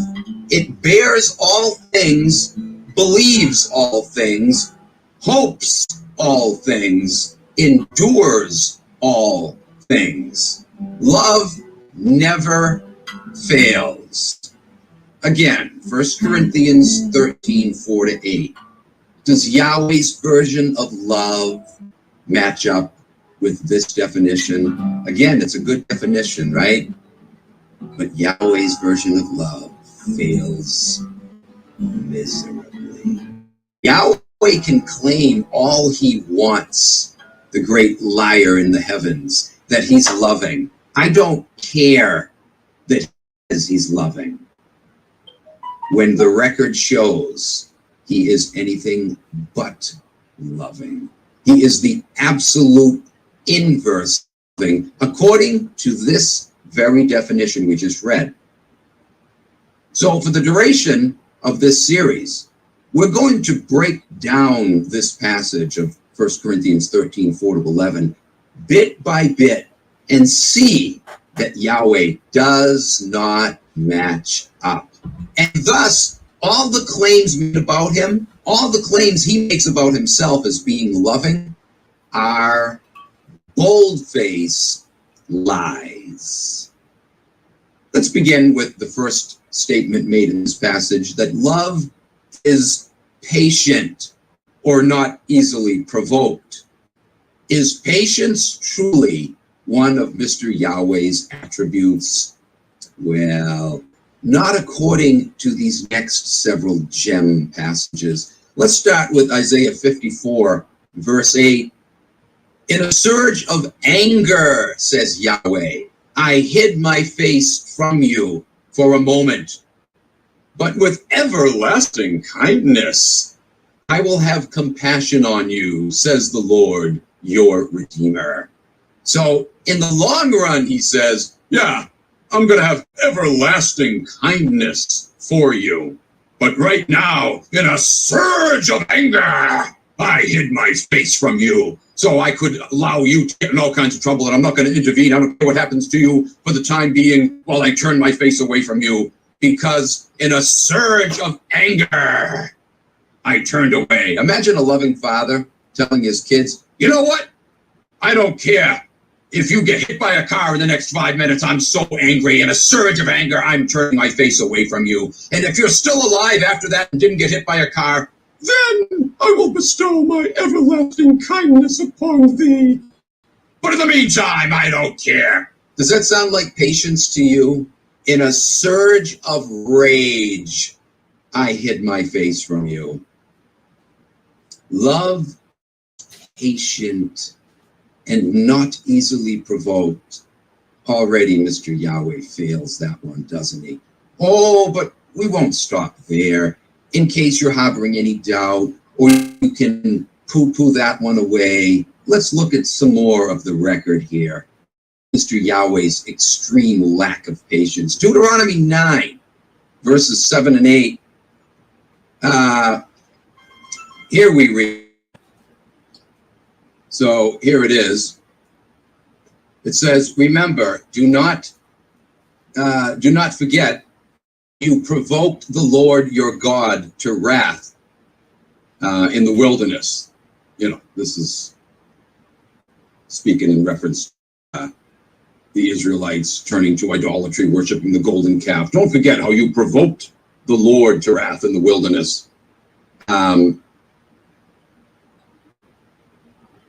the day that you left the land of Egypt, you know, supposedly being freed from slavery, until you arrived at this place, you have been rebellious against the Lord. Even at Horeb, you provoked the Lord to wrath, Mount Sinai.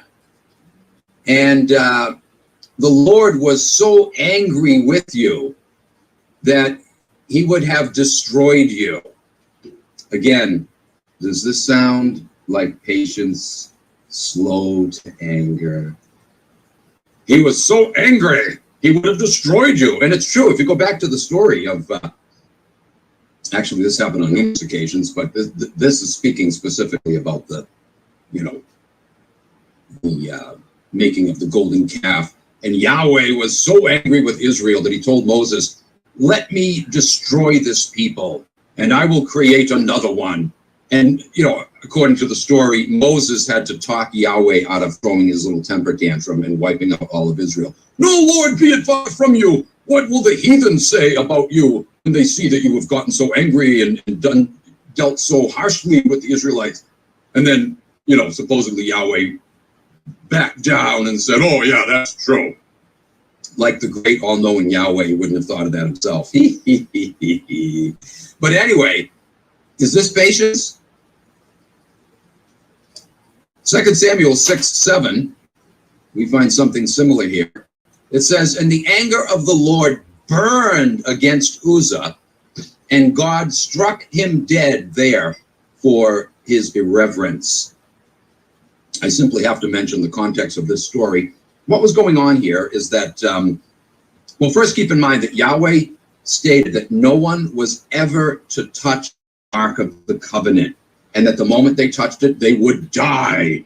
It's sacred, and, unclean, sinful human hands are not to touch it.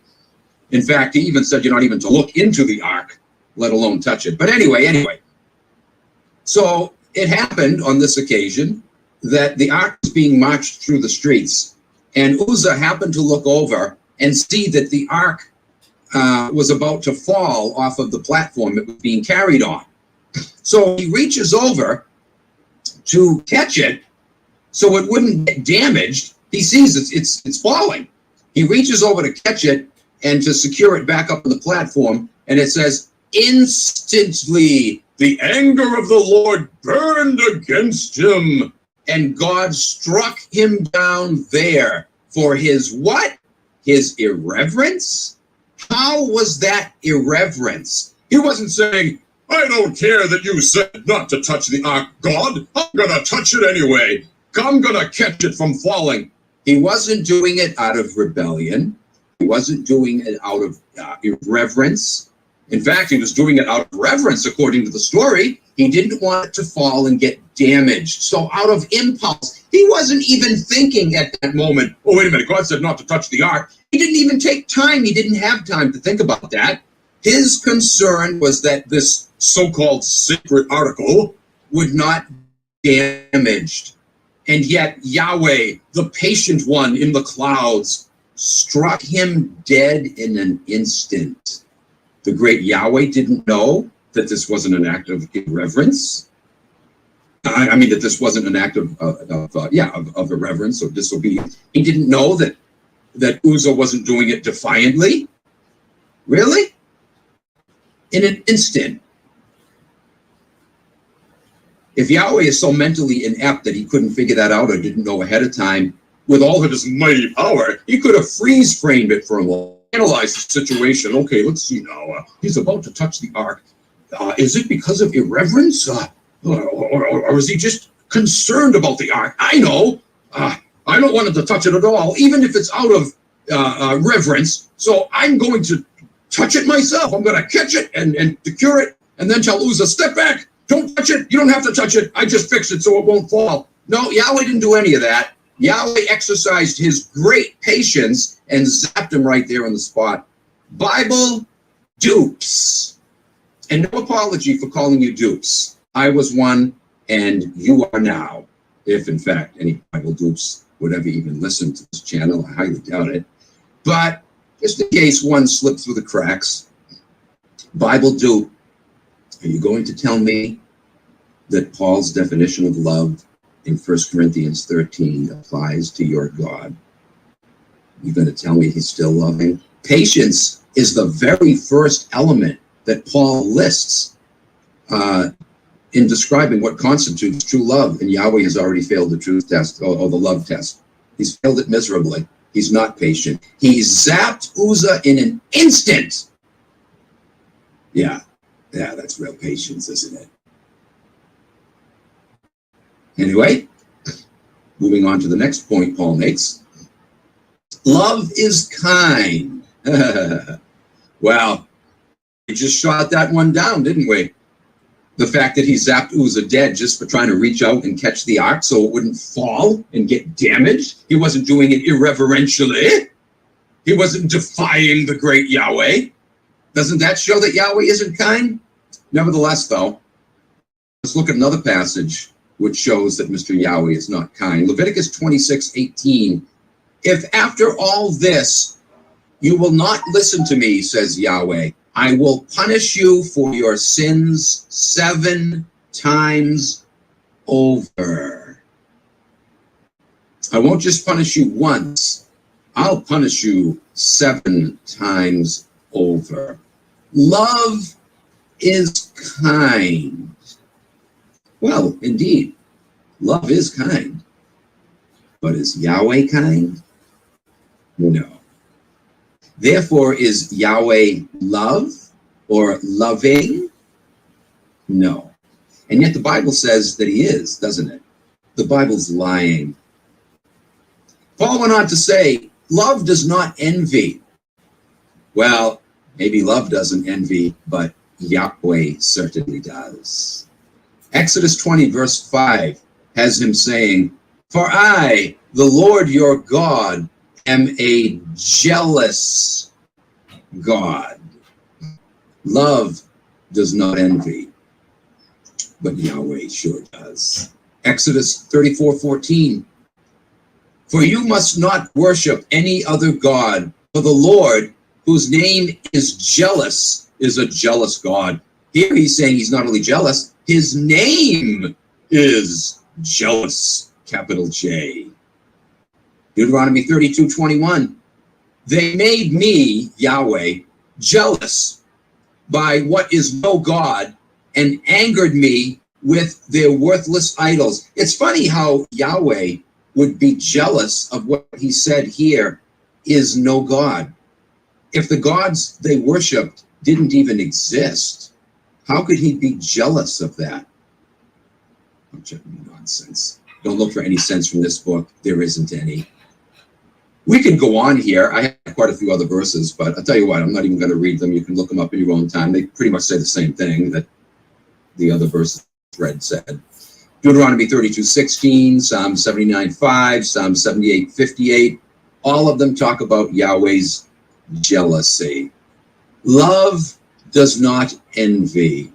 Does Yahweh pass that part of the love test? No, he fails miserably. On to say, love does not boast. It is not proud. Yahweh certainly does boast. Jeremiah 9:24. But let the one who boasts boast about this, that they have the understanding to know me, that I am the Lord. The great Yahweh here is saying, if you want to boast about anything, don't about yourselves, but boast about me. Boast that you have me, a understanding of me, that you know me, and that I am the Lord. What an arrogant little cuss. Love does not boast, and it is not proud. Yet Yahweh boasts, and Yahweh is incredibly, phenomenally proud, isn't he? He's proud of himself, and he wants you to be proud of him too, even though there's nothing to be proud about with this sleazy little character. Isaiah 43, verse 3, Yahweh says, "For I am the Lord your God, the Holy One of Israel, your Savior. I'm the big man on campus. I'm the Holy One of Israel." You know, if you're holy, you wouldn't have to go talking about it now, would you? You wouldn't be mouthing it constantly. You wouldn't need to. It would be self-evident. In fact, to advertise yourself as holy clearly indicates you must not be holy. Because if you were, you wouldn't be boastful. To be boastful is not holy now, is it? Love does not boast, and it is not proud. But Yahweh boasts, and he's proud. Here's another one. Jeremiah 23:24. Who can hide in secret places so that I cannot see them, declares the Lord. Do not I fill heaven and earth? I fill heaven and earth. I'm everywhere. You can't escape my all-seeing eye. Again, boasting about his attributes. He's almost laughing here. You can't do that, but I can. Isaiah 46, verses 9 and 13. The great Yahweh says, I am God, and there is no other. I am God, and there is none like me. I hope not. I will grant salvation to Zion, my splendor to Israel. There's no one like me. I have great splendor. What an egotistical frickin' maniac. He is. He absolutely is. All you got to do is read this freaking book without rose-colored glasses, Bible dupes. Isaiah 43, 6 and 7. Yahweh says, bring my sons from afar and my daughters from the ends of the earth, everyone called by my name and created for my glory. Yahweh says he created all of his sons and daughters for his glory. Love does not boast. It is not proud, says Paul. I agree with Paul, don't you? Real love doesn't boast and it's not proud. But Yahweh, oh, tisk, tisk, tisk, Bible dupes. Yahweh, once again, both boasts and is phenomenally proud of his little fat self, isn't he? Yahweh created his children for his own glory. Jeremiah 13:11 says, for as the belt is bound around the waist, so I, Yahweh, bound all the people of Israel and all the people of to me, declares the Lord. Be my people for my renown and praise and honor. Why did he bind Israel to him and make them close to him?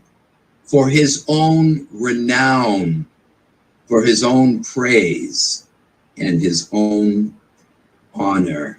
Yahweh had nobody else's interest in mind except his own. He was only concerned about making a name for himself and getting praise and getting honor. That's all Mr. Yahweh is into. Love does not boast. Love is not proud. This deity is completely full of himself, is he not? Here's another message, Psalm 106, verse 8. Yet he, Yahweh, saved them, the Israelites, for the sake of his name, to make his power known. He saved the Israelites. Why? For the sake of his own name, to make his power known. That's it. Otherwise, he wouldn't even have saved his chosen favorites, the Israelites, only to make his name known and his power known. Not only is this arrogance, but it is pure selfishness. Something else Paul says, love is not. Isaiah 48, verses 9 through 11 says, for the sake of my name, I, Yahweh, will delay my wrath. For the sake of my praise, I will restrain it, so that you, the Israelites, will not be cut off. See, I have refined you, but not as silver. I have tested you in the furnace of affliction. For my own sake, my very own sake, he says, I will act. For how can I let you be defamed? He can't let them be defamed for his own sake, is what he's saying. I will not yield my glory to another. So Yahweh did all of these wonderful things for Israel for his own selfish sake. Love does not boast. Love is not proud. But Mr. Yahweh is. Yahweh boasts, and Yahweh is proud. Romans 3, 25 and 26. God presented him, Christ says, as an atoning sacrifice in order to demonstrate his righteousness. He did this to demonstrate his righteousness at the present time.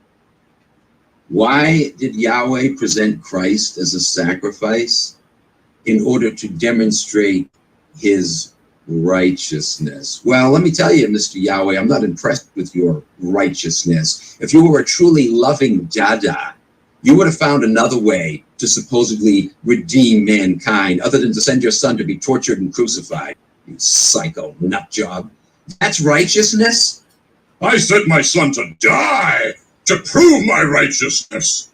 It's all about him. He didn't even do it here to save mankind because I love mankind. I want them to be in heaven. I don't want them to go to hell. No, he did it for his own selfish sake in order to demonstrate his righteousness. He did it to demonstrate his righteousness at this present time, Paul says, for his own selfish sake. Love is not selfish, but Yahweh is. Love doesn't boast, but Yahweh does.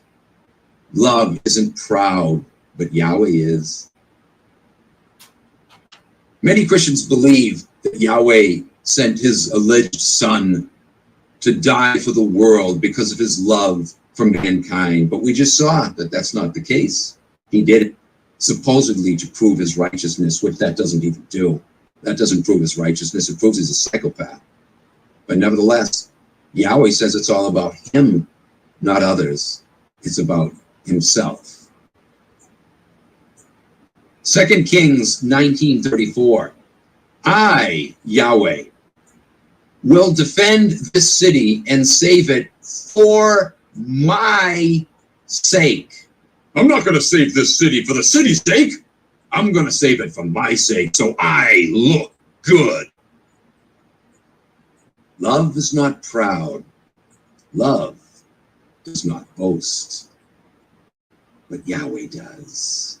Isaiah 40:25. I, even I, am he who blots out your transgressions for my own sake. I don't blot out your transgressions so you can be free from sin and its condemnation and thus be in my kingdom forever. I blot out your sins for my sake. so I look good. It's not about you, it's about me. Love does not boast. Love is not proud. Ezekiel 36:22 and 23 says, therefore tell the house of Israel that this is what the Lord God says. It is not for your sake that I will act, O house of Israel, but for my holy name's sake, which you have profaned among the nations to which you went. I will show the holiness of my great name, which has been profaned among the nations through you, the name that you have profaned among them. Then the nations will know that I am the Lord, declares the Lord God, when I show my holiness in you before their eyes. I'm only going to continue to work with you for my name's sake, to show my greatness, my exaltedness, my holiness. He's neither great nor exalted nor holy. He's a monstrous, wretched, miserable, foul, pathetic little dirtbag.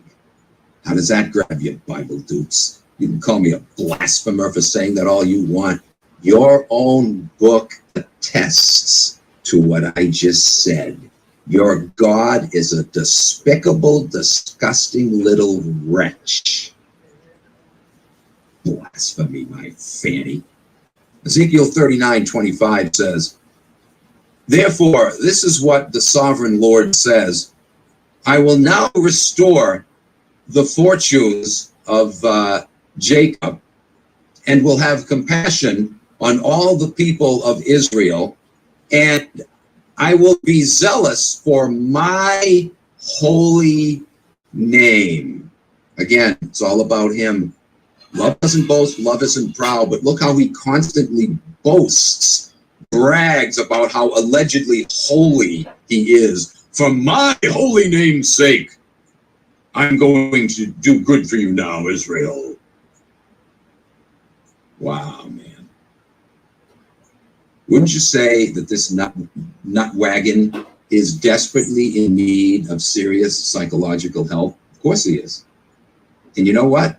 If you want to continue to follow him after you see what a wretch he is, you need serious psychological help too. There's a gazillion passages like this. I only selected a few notable examples. Here's a few more. Psalms 79, verse 9. Help us, God, our Savior. This is David crying out in prayer here. Help us, God, our Savior, for the glory of your name. Deliver us and forgive our sins for your name's sake. David caught on that it was all about Yahweh. So he didn't pray here, oh Lord, save us for we need your help. We're going to perish if you don't save us. No. He realized he had to appeal to Yahweh's fattened ego by saying, Lord, save us for your name's sake. Deliver us and forgive us for your sake, Lord. There's another passage like this, Psalm 31:3. Since you are my rock, David said, and my fortress, for the sake of your name, lead and guide me for the sake of your name. David caught on that Mr. Arrogance needed to be, have people recognize it was all about him. Don't ask for something for your sake. Do it for my sake, for my glory. And then, and only then, will I come through for you. Well, maybe. I might be in the mood to torture you a little bit. To build your character, of course. But in any case, make it all about me. Me! Because I don't boast. I'm not proud. Psalm 23, verse 3. He refreshes my soul. He guides me along the right paths for his name's sake. Again, love doesn't boast. Love isn't proud, but he boasts, and Yahweh is proud, isn't he? Love is not rude, Paul goes on to say. Well, you know, need any more be said? With all that we've just cited, we can cancel that one out already, can't we? We don't even need to cite any more passages to show that Yahweh is, in fact, incredibly rude. He fails that part of the love test too, doesn't he? Paul goes on to say, love is not self-seeking. Well, again, what we've just looked at, boastful and prideful Yahweh obviously is self-seeking, isn't he? But nevertheless, there's some more passages here to bring this out. Take a look at them. This one is Isaiah 66, verses 1 and 2. This is what the Lord says. Heaven is my throne, and the earth is my footstool. Well, that's nice right there, isn't it? That's real nice. Heaven is his throne, and the earth is what? His footstool. A hassock for him to prop up his grubby little feet on. The earth is my footstool. Love is not self-seeking, but Yahweh is. Yahweh goes on to say, what kind of house will you build for me, he asks, or where will my place of repose be? Has not my hand made all of these things? And so, so they came into being, you know, with my hand, in other words. This is the one that I will esteem, or I will hold in high regard. He who is humble and contrite in spirit, who trembles at my word.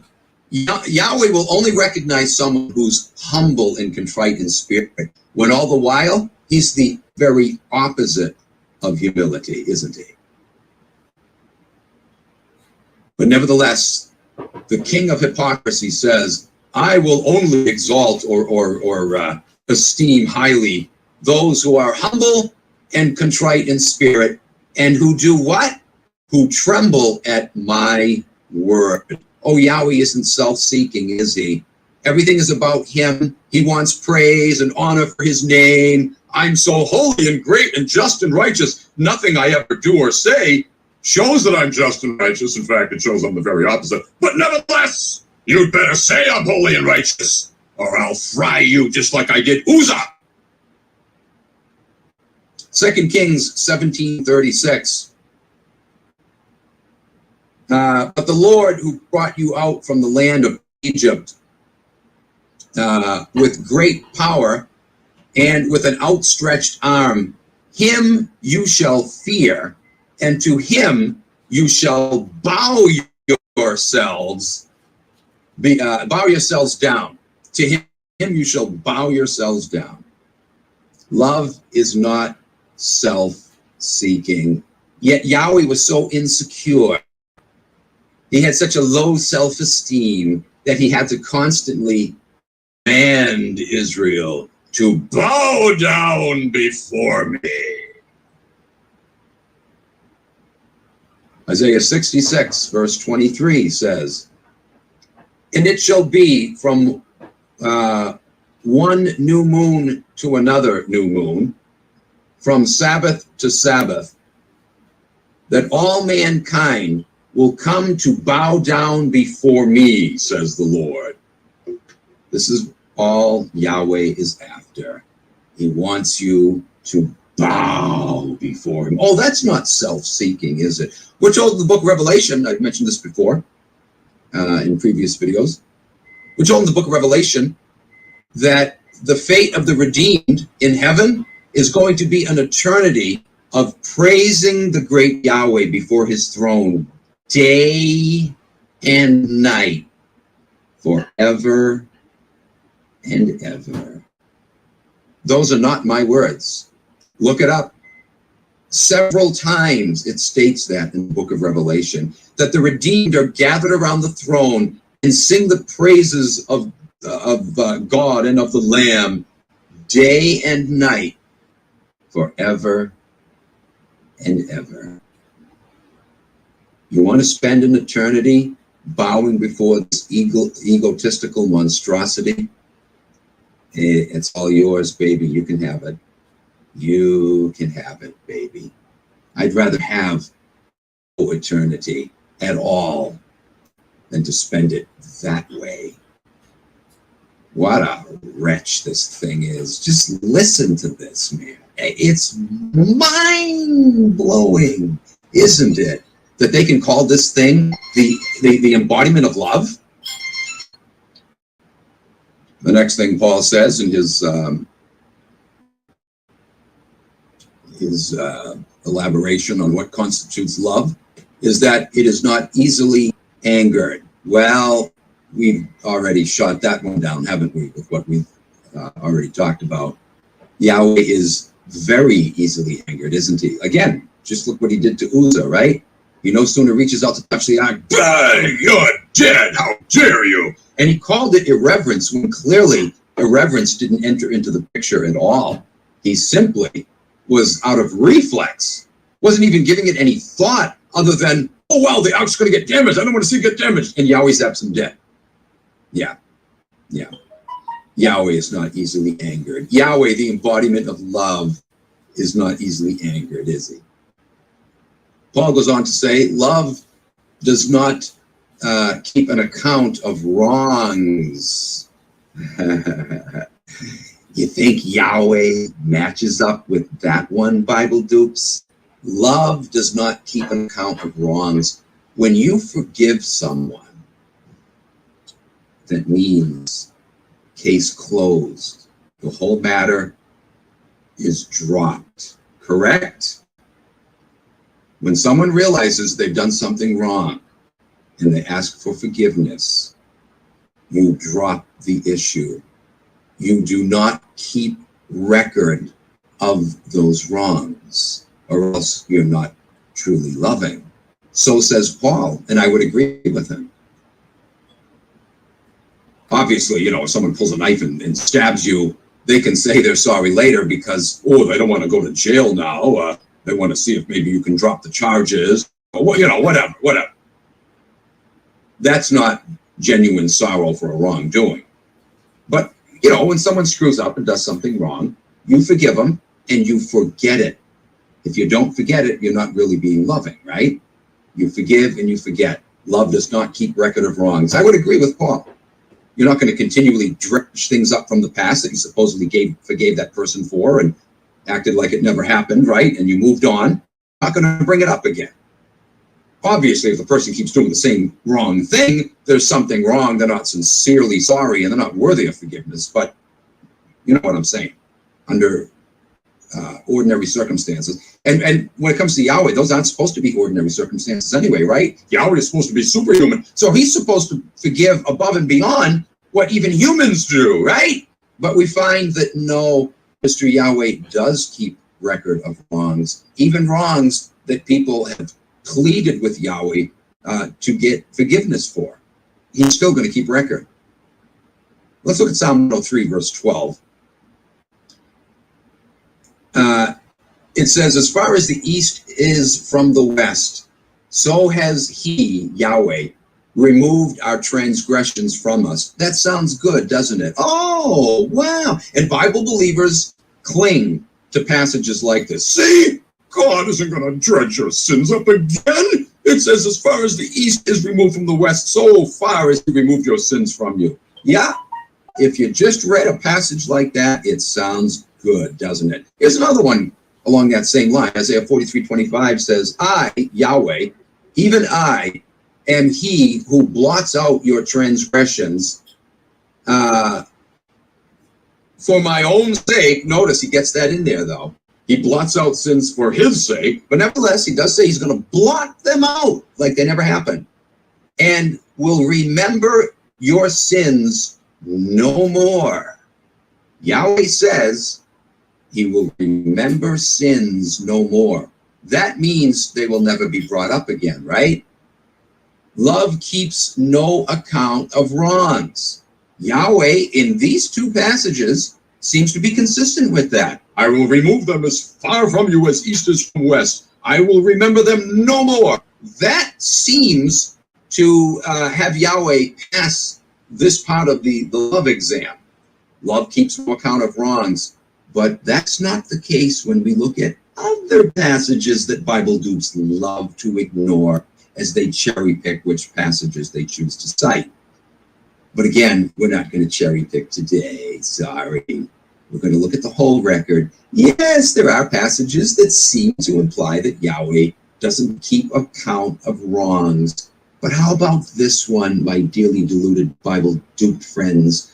Ezekiel chapter 12, verse 14 says, "For God will bring every deed into judgment, along with every hidden thing, whether good or evil.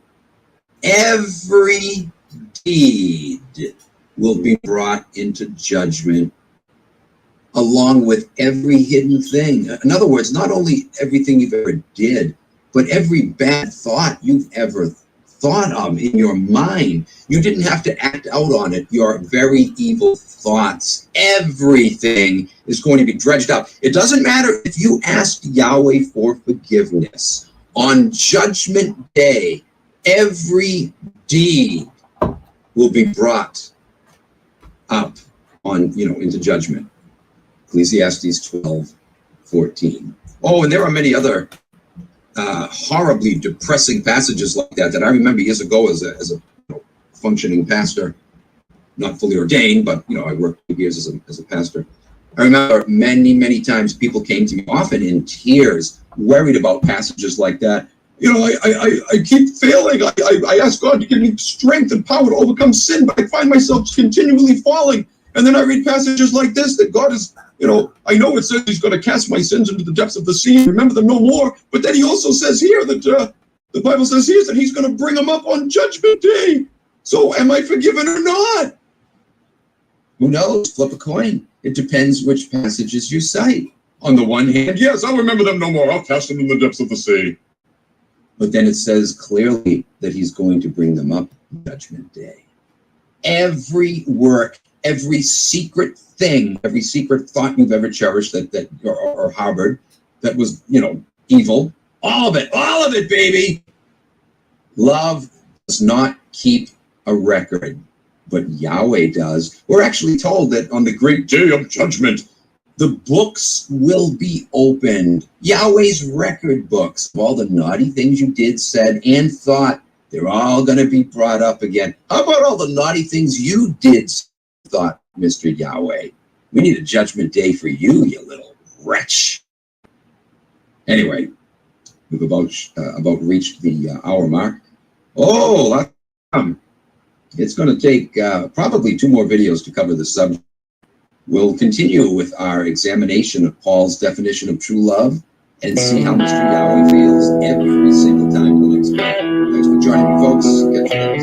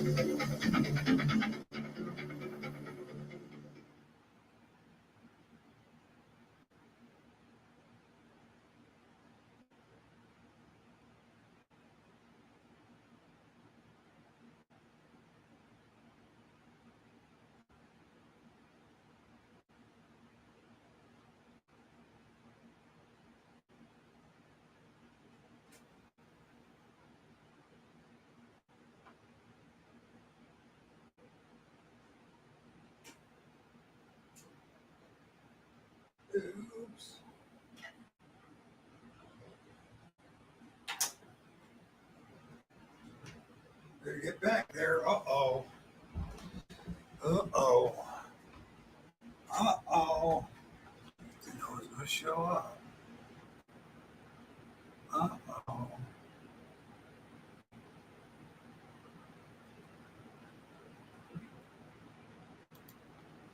Yahweh. Let's do 2. Where are you? Number 2?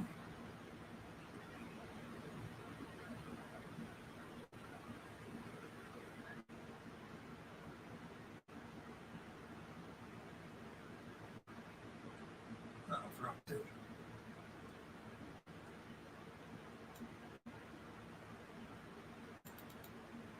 That must have been 2. I don't think I forgot 2.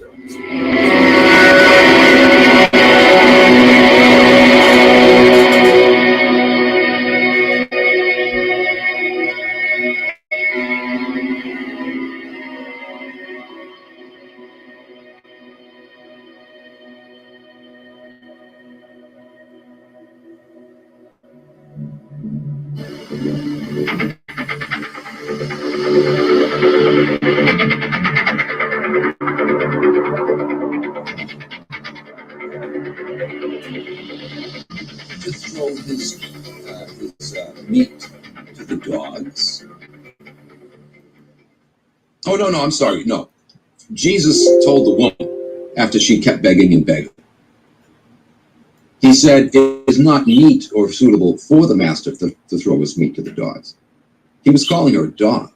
He was saying, I'm the master, you're the dog, and it's not suitable for me, the master, to throw my meat to you, the dog. My meat is for me and my guests, not for you low-life dog, you or your daughter. Notice, he didn't even care about the daughter. He had no intention of healing the daughter at all. He didn't give a rip about the daughter. He only finally consented to supposedly healing the daughter when the literally licked his hind parts. You know what she said in response to that? True, Lord. The master doesn't throw his meat to the dogs, but he will at least throw some crumbs. And then, and only then, did Jesus say, woman, great is your faith. Be it done unto you as you have asked. You lowered yourself as I have lowered you to the level of a dog. You consented to my analogy that I am the master and you are a low-life dog not worthy of my meat. But since you said I should at least be concerned enough to throw you some crumbs, true, I do throw crumbs to my dogs, so I'll throw you a little crumb. Ordinarily, I wouldn't have compassion over your daughter. I don't really give a rip. But because you consented to my dog label, okay. There's your compassion of Jesus for you, Bible dupes. He's so kind, isn't he? Is Jesus failing the 1 Corinthians 13 love test just like Dada? Of course he is.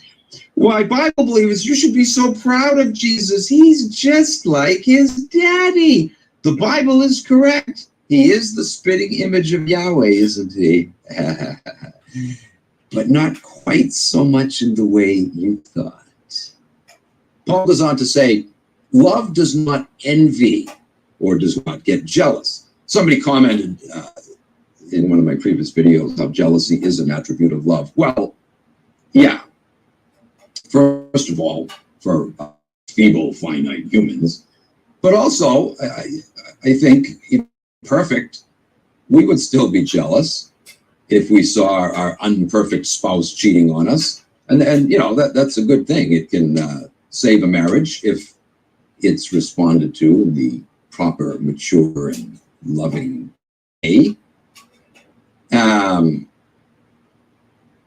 But Yahweh's version of jealousy, of course, is to fly off the handle. I'm gonna kill you, and the guy you cheated on, and the entire city that he came from, including cattle, sheep, and goats, and little suckling infants, and old people, and women, and maidens, and... That's Yahweh's version of jealousy.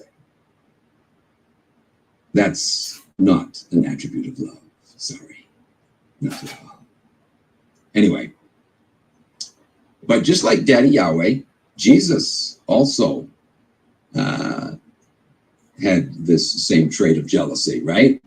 He told his disciples, for example, on one occasion in Matthew 23:10, neither be ye called masters, for one is your master, even Christ. Don't call each other masters. Even if one of you is much more experienced in a certain area and others look up to you for guidance, don't call each other masters because you only have one master, and it's me, baby. Was Jesus into this arrogant self-exaltation thing just like Daddy? Oh, yes, he was. Once again, love does not envy, but Jesus does. Love is not jealous with an unhealthy jealousy, but Jesus has that, just like Daddy Yahweh.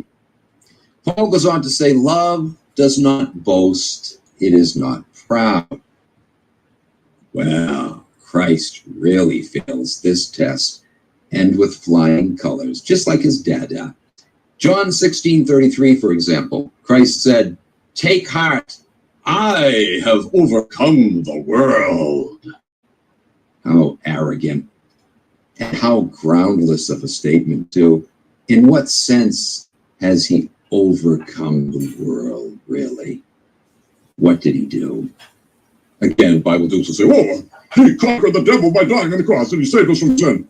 Saved us from sin? And when exactly are we going to see the fruit of that? Oh, any minute now, any minute. Jesus has been coming any minute now for the past 2,000 years. 2,000 plus years, right? Well, almost 2,000 plus. Supposedly, he died in the year 30, whatever. Some say 27. Take your pick.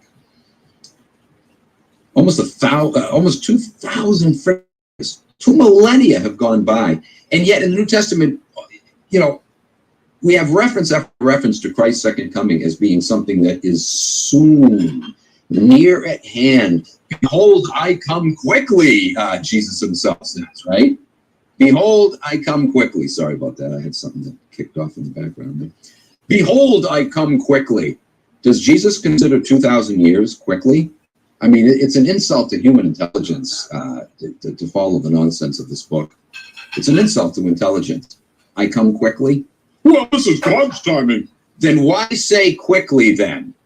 Why didn't he say, I come quickly in my time? No, he didn't say that. I come quickly. But you know what gets worse than that? Because, and I did several videos on this topic. You can go back and look on this channel. But almost every reference to Christ's second coming makes it clear that his second coming was not only supposed to be soon, quickly, but it literally was supposed to happen in the days of the apostles. Christ said, some of you standing here will not taste death until you see the Son of Man coming in his glory. You won't die before you see me coming back again. You will still be alive. Paul said, we which are alive and remain will be caught up with the dead who were raised in Christ, at the time of the second coming. Christ is going to raise the dead first, and then we, which are alive, will be caught up, magically float up into the air to meet the dead that were just raised. Paul said, we which are alive. Paul was clearly indicating that he intended or believed that he himself, along with several other believers of his day, were still going to be alive when Jesus returned. There are numerous passages like this that make it clear that Christ's second coming was supposed to be in the first century. In fact, so obvious are these passages, so impossible are they to get around, that a doctrine has arisen that has surfaced in just about every Christian denomination. There's at least one or two believers in pretty much every church across the country who embraces this. It's called preterism. Look it up, preterism, which teaches that Jesus did in fact come the second time in 70 AD, the time of the destruction of Jerusalem. They claim that that's when it happened, and that And so that's how they harmonize those passages that talk about, Jesus coming in the lifetime of some of the apostles. They would still be alive when he came. You won't taste of death until. That's how they explain that. They can't demonstrate that actually happened. That's what they believe. Can you blame them, though, for coming up with a doctrine like that when the freaking Gospels and the epistles clearly state that Christ was supposed to have come in their lifetime? Can you blame them for teaching that? Most Christians will say, well, that's ridiculous. And of course it's ridiculous, because if Christ came, why is the world still so screwed up? But yet, they have a good reason to believe it. Bible believers who are looking forward to some future time for Christ to return have no justification for that, because the New Testament, again, did state it was supposed to be quickly, very soon, and again, in the lifetime of some of the apostles. What a book of nonsense, man. Like I said, guys, it's like a Snickers bar. Everywhere you slice it, it comes up freaking peanuts, man. Every single time. There's no teaching in the Bible, no doctrine in the Bible that doesn't have massive contradictory statements, so that there's no wonder there's so much confusion, right? 3,000 Christian denominations just in this country alone. Worldwide, there's got to be tens of thousands of them. And Bible dupes will say, well, that's because these people don't understand the Bible like my church does. We are the ones that have it right. They all say that, don't they? Pretty much. Pretty much all those freaking denominations make that claim. We got the right understanding. Nobody has the right understanding. And you know how I know that? Because nobody could ever make sense of this damn book because of the way it contradicts itself constantly. The preterists are following the passages I just referred to. And most references to Christ's second coming are on the preterist side. But the rest of Christendom is following the other passages that seem to imply it's some nefarious, distant future event. That's why you have the differences. One group is following one set of passages, another group is following another. Anyway. John 14:6, Christ said, I am the way, the truth, and the life. No man comes unto the Father but by me. Arrogance. Love does not boast and is not proud, and yet both Yahweh and Yahweh Jr., aka Jesus, love to boast and are both filled with pride. Can you imagine the arrogance? If he was the way, the truth, and the life, would he even have to verbalize that, let alone boast about it? Wouldn't it already be known? No man comes unto the Father but by me. And yet, the Bible also says that no man, or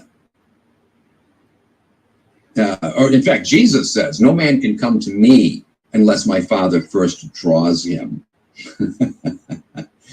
Christ couldn't get it right himself, right? First he says, no man can come to me unless the Father draws him. But then here he says, no man comes unto the Father but by me. Which is it? Do we come to the Father through Jesus, or do we come to Jesus through the Father? Which is it? Which one are we trying to come to, and how do we get to that one? Flip a coin.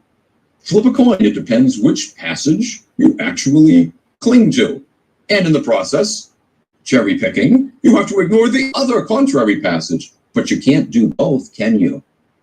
You can't come to the Father through Christ and Christ to the Father at the same time.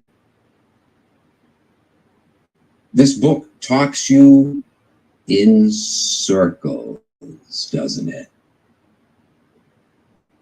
Which came first, the chicken or the egg? Which came first, coming to the Father through Jesus, or coming to Jesus through the Father? Here's another one, John 8:58. Before Abraham was born, I am. This is one of the reasons why the Pharisees were so outraged with Christ. He claimed to be the I am. And of course, Trinitarian Christians will leap on that and try to say that, oh, see, that proves Jesus is God right there. He said he's the I am. No, wrong again. Bzzz. Dead wrong, Bible dupes. Once again, your slip is showing. You don't know your book. You don't know it at all.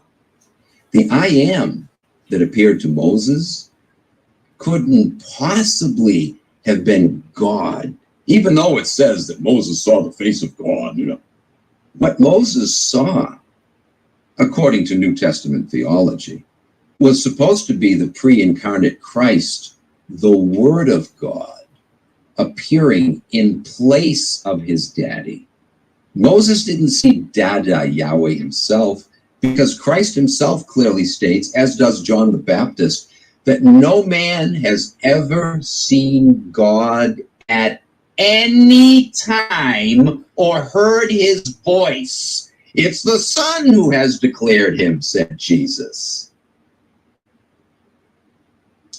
So Jesus wasn't claiming to be God when he said he's the I am. He's just claiming to be the one who appeared to Moses as the I am.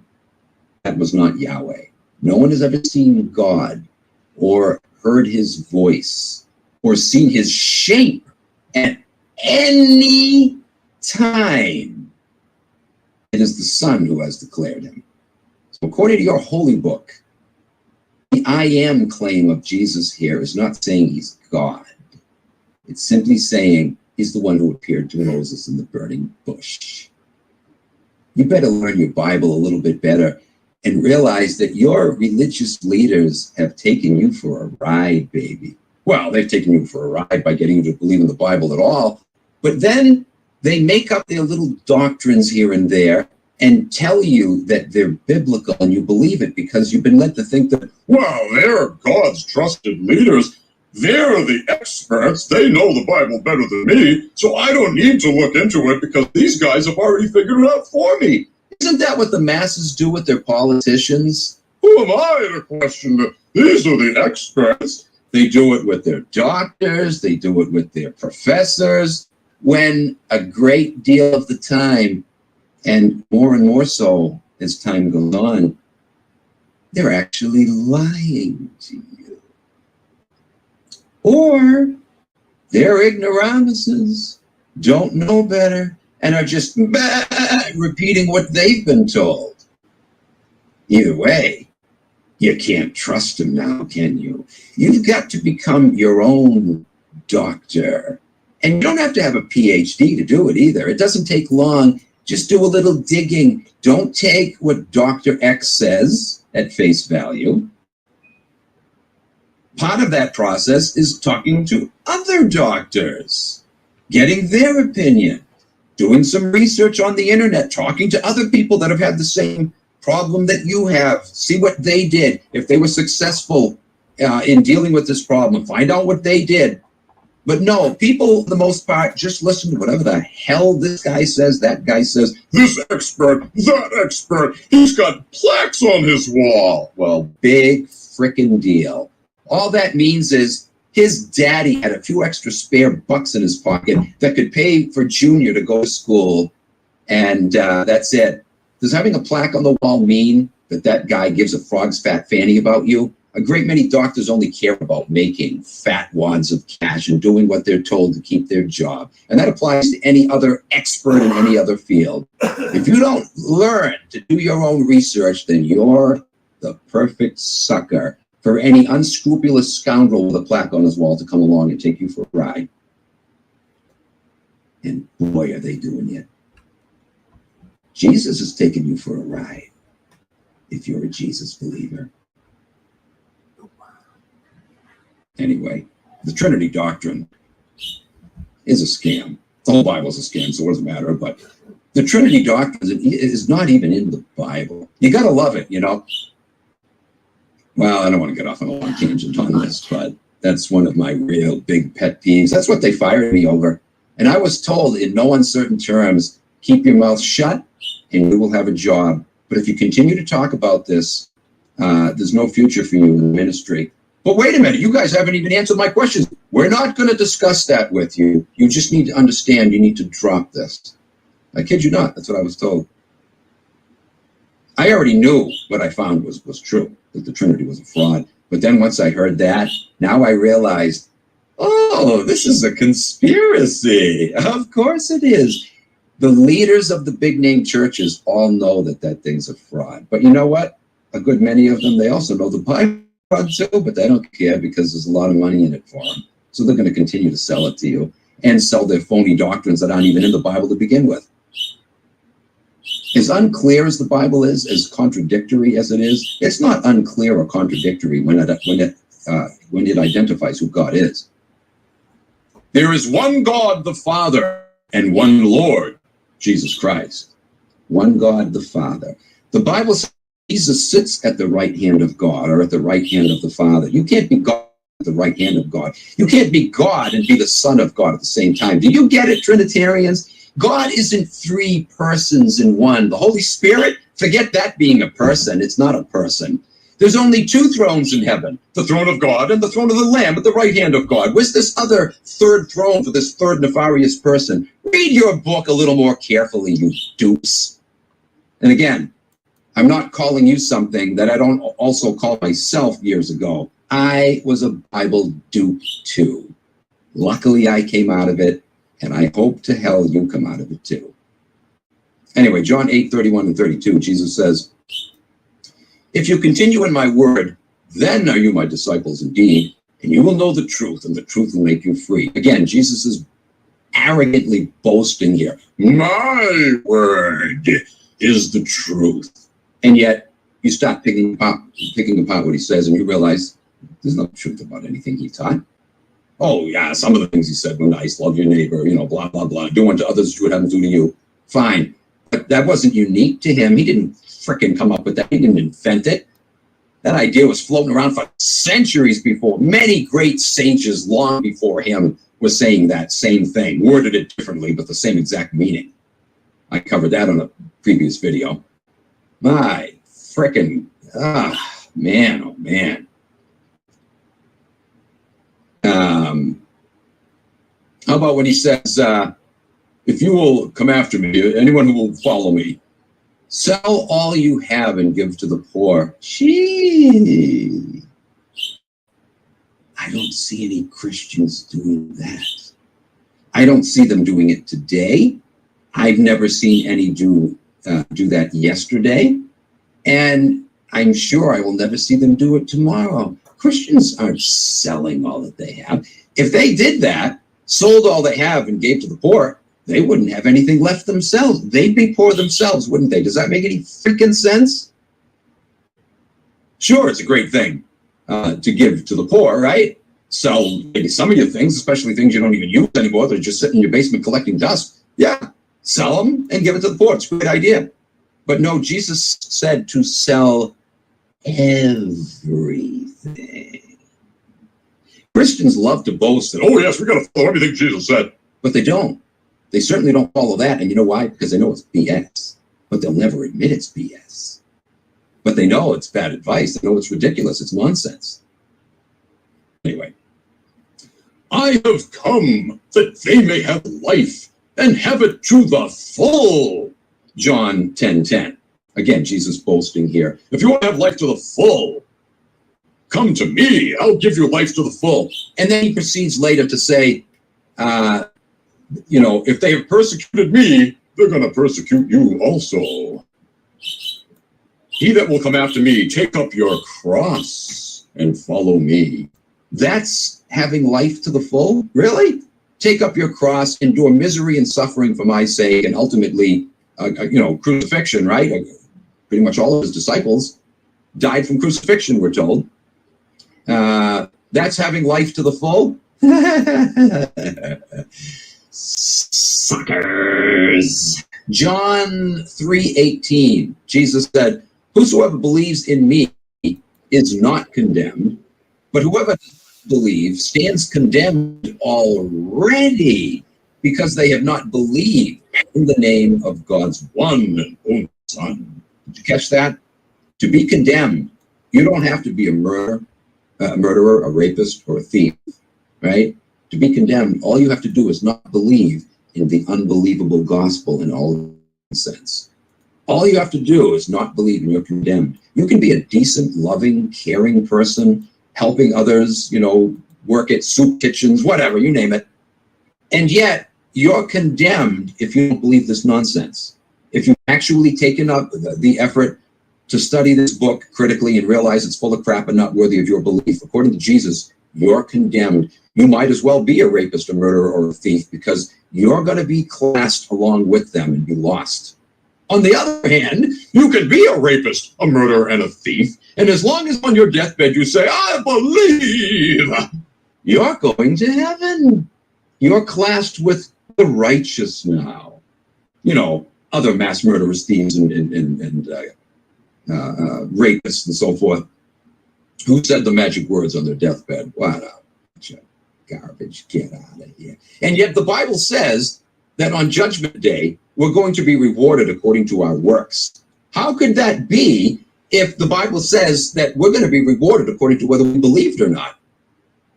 That's a big debate in Christianity. Paul says it is not of works lest any man should boast. We are saved by grace through faith. Yet James says we are saved by both our works and our faith, that it's not just faith alone. He emphatically states it. Those are massively contradictory passages. I go into that in detail in the previous video, but you know what? I'm going to return to it in the future. I'm going to do a whole series on the fraudulent, ridiculous, nonsensical, and impossible to make sense of biblical teaching on salvation. Bible dupes think that, you know, the ones that admit that there are contradictions in the Bible, and it's pretty rare. But when you find one who will admit that, they'll say, well, but at least the Bible doesn't contradict itself on major doctrinal issues. God saw to it that the major doctrinal issues don't contradict themselves. Oh, again, your slip is showing, Bible dupes. You don't know your book. You don't know it at all. Or you're lying, one or the other. But in any case, the Bible massively contradicts itself with every single one of its teachings. John 10, verse 9, Jesus said, I am the door. By me, if any man enter in, he shall be saved, and shall go in and out and find pasture. Again, love does not boast. Love is not proud. I'm the way, I'm the truth, I'm the life. No man can enter, without me. I'm the door. I'm the only way. My sheep hear my voice, and they follow me. John 10:27. Not only is he exalting himself here as a great leader, but everyone else in comparison to him are just a bunch of dumb, mindless sheep. That's what he wanted his followers to be reduced to. Also, he used the analogy of little children, too. Except you become humbled like these little children, you cannot enter the kingdom of God. What did he mean by that? A child has a very impressionable mind. They haven't developed their mind enough to be able to think cognitively or analytically, right? They don't have enough information in their heads yet. They haven't learned. They haven't experienced the world enough yet. That's what Jesus wants from his followers. Become like a sheep or like a little child that doesn't think for itself and follow me wherever I go, i.e., all the way to the cross, while yet claiming, I've come to give you life and life more full. Life more full of what is the question? John 10, verse 11.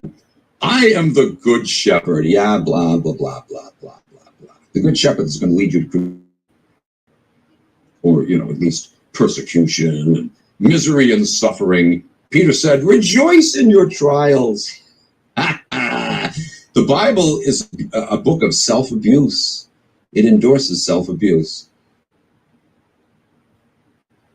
It encourages you, to seek after persecution. Christians think they're failing somehow if they don't suffer persecution, and on a daily basis too. If a day goes by and someone doesn't insult them for their faith, and usually they insult them for their faith because they're freaking obnoxious Bible thumpers that shove the Bible in their face, of course they're going to get insulted for that. Get the hell away from me with that book, right? Who's not going to say that recognizes it for what it is? But, they look for that. They want it. Oh, they'll moan and groan to each other in church. Oh, I suffered such terrible persecution this week.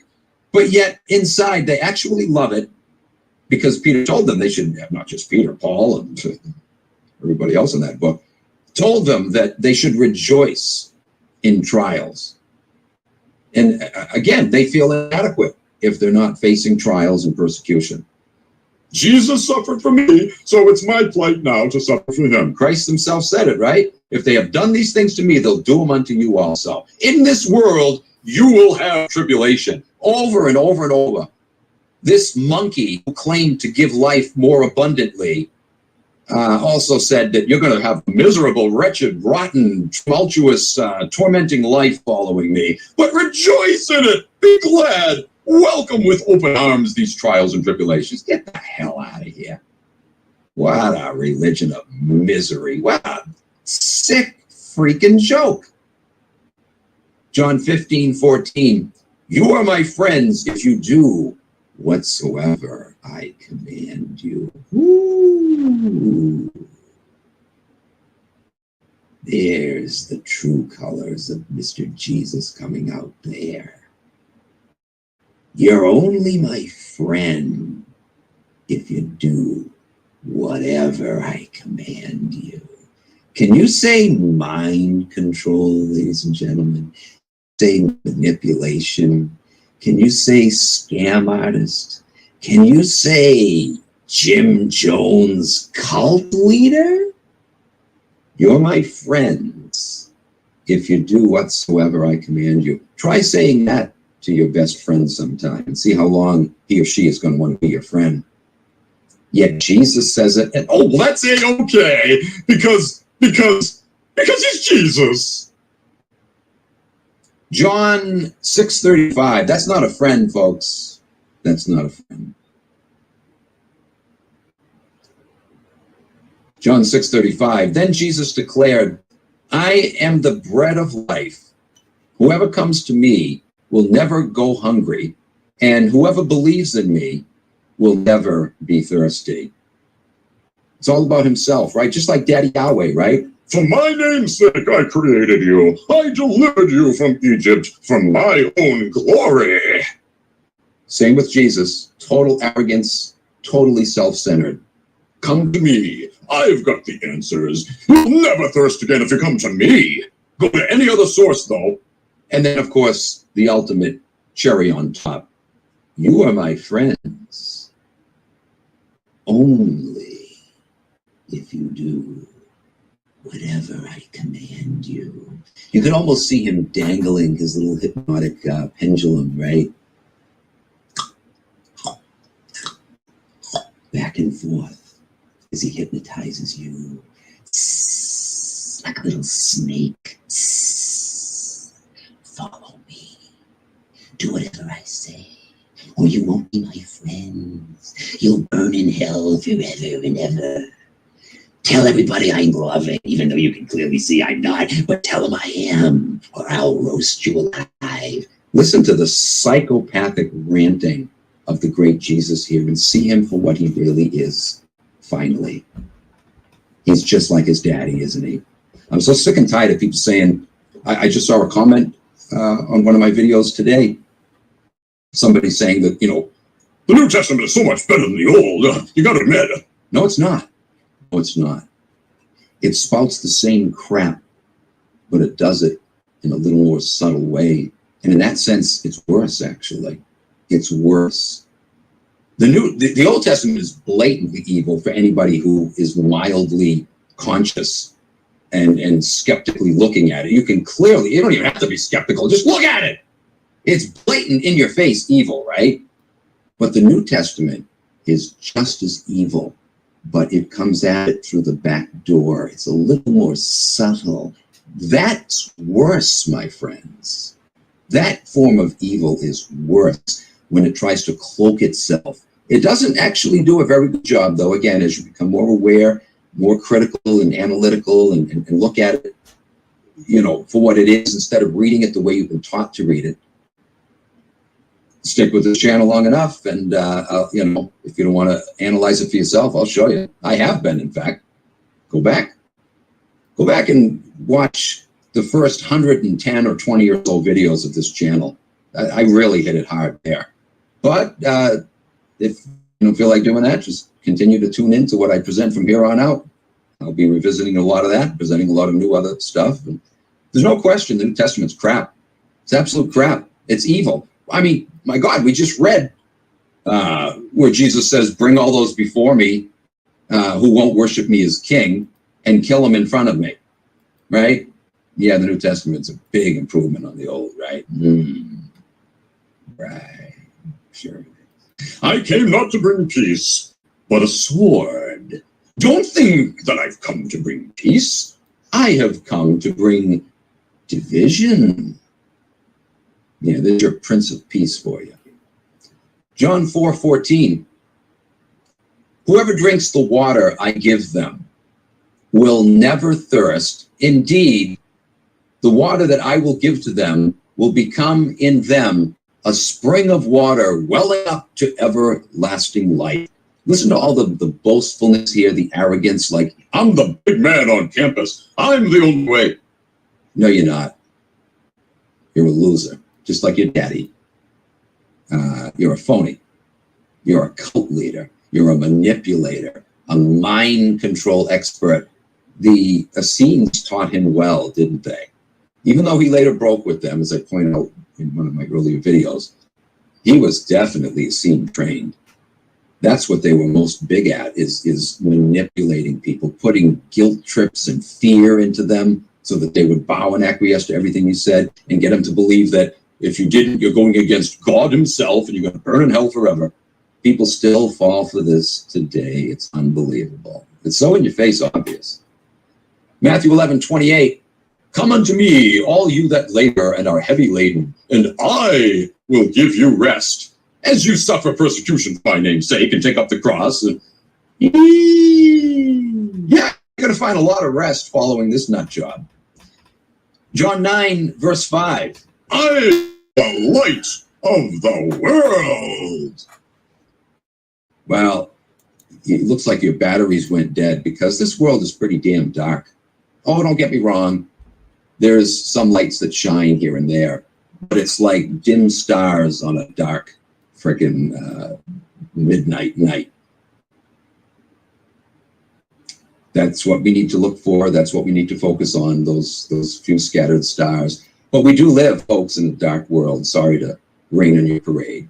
This is an incredibly dark world. And yet Jesus says he's the light of the world. Wow. Again, if you're the light, I'll take the darkness.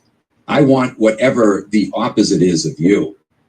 So if you want to call yourself light, I will be totally satisfied with the darkness.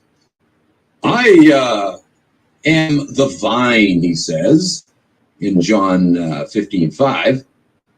I am the vine, you are the branches. If you remain in me and I in you, you will bear much fruit. But apart from me, you can do nothing. Really? Really? Apart from Jesus, we can do nothing? How many times I've seen believers over the years beg and plead for help with this, help with that, even the most basic things that Jesus would supposedly want for them, like victory over temptation, right? I used to have people come back to me over and over and over and over like a broken record. I did it again. I committed the same sin again. I stumbled and I keep praying. What am I going to do? This religion puts people in such a frickin' tailspin. It's unbelievable.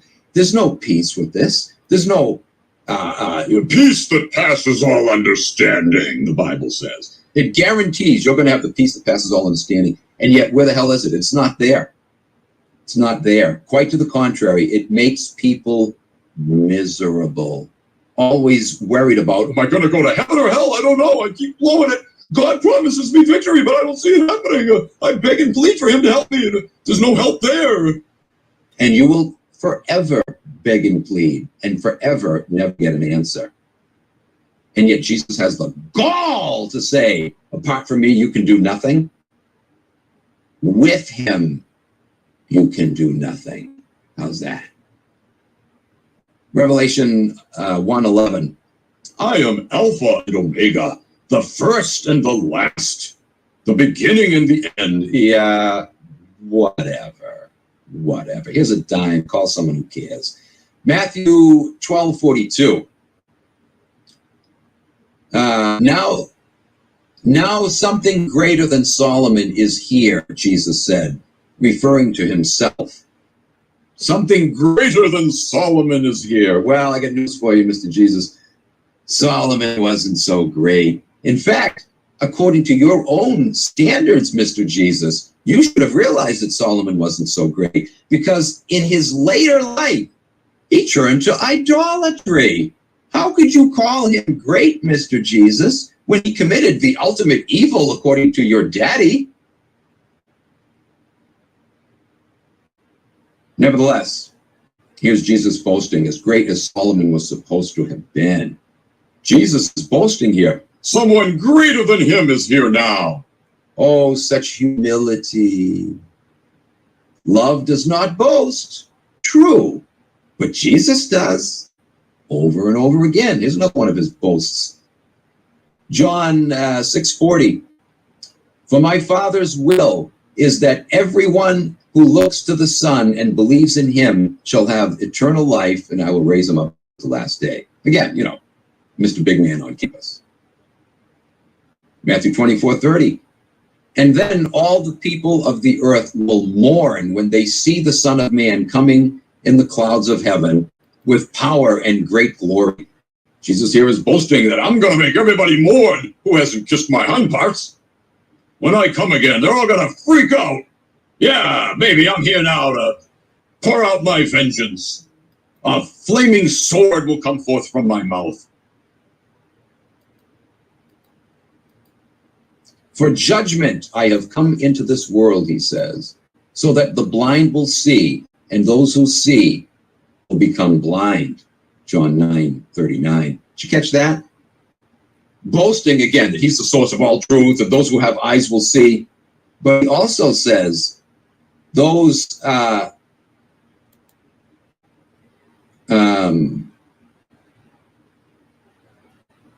let's see.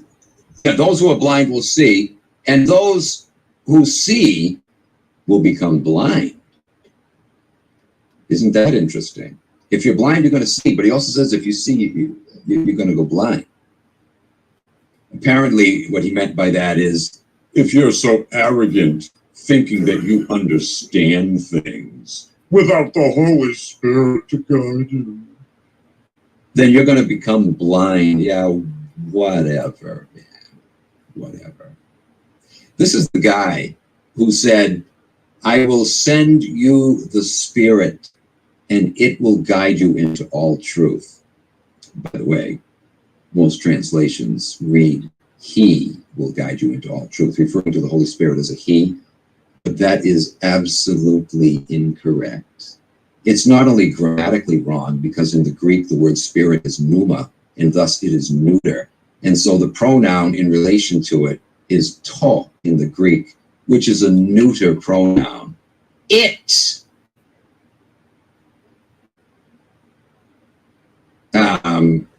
To is the article. But anyway, no matter.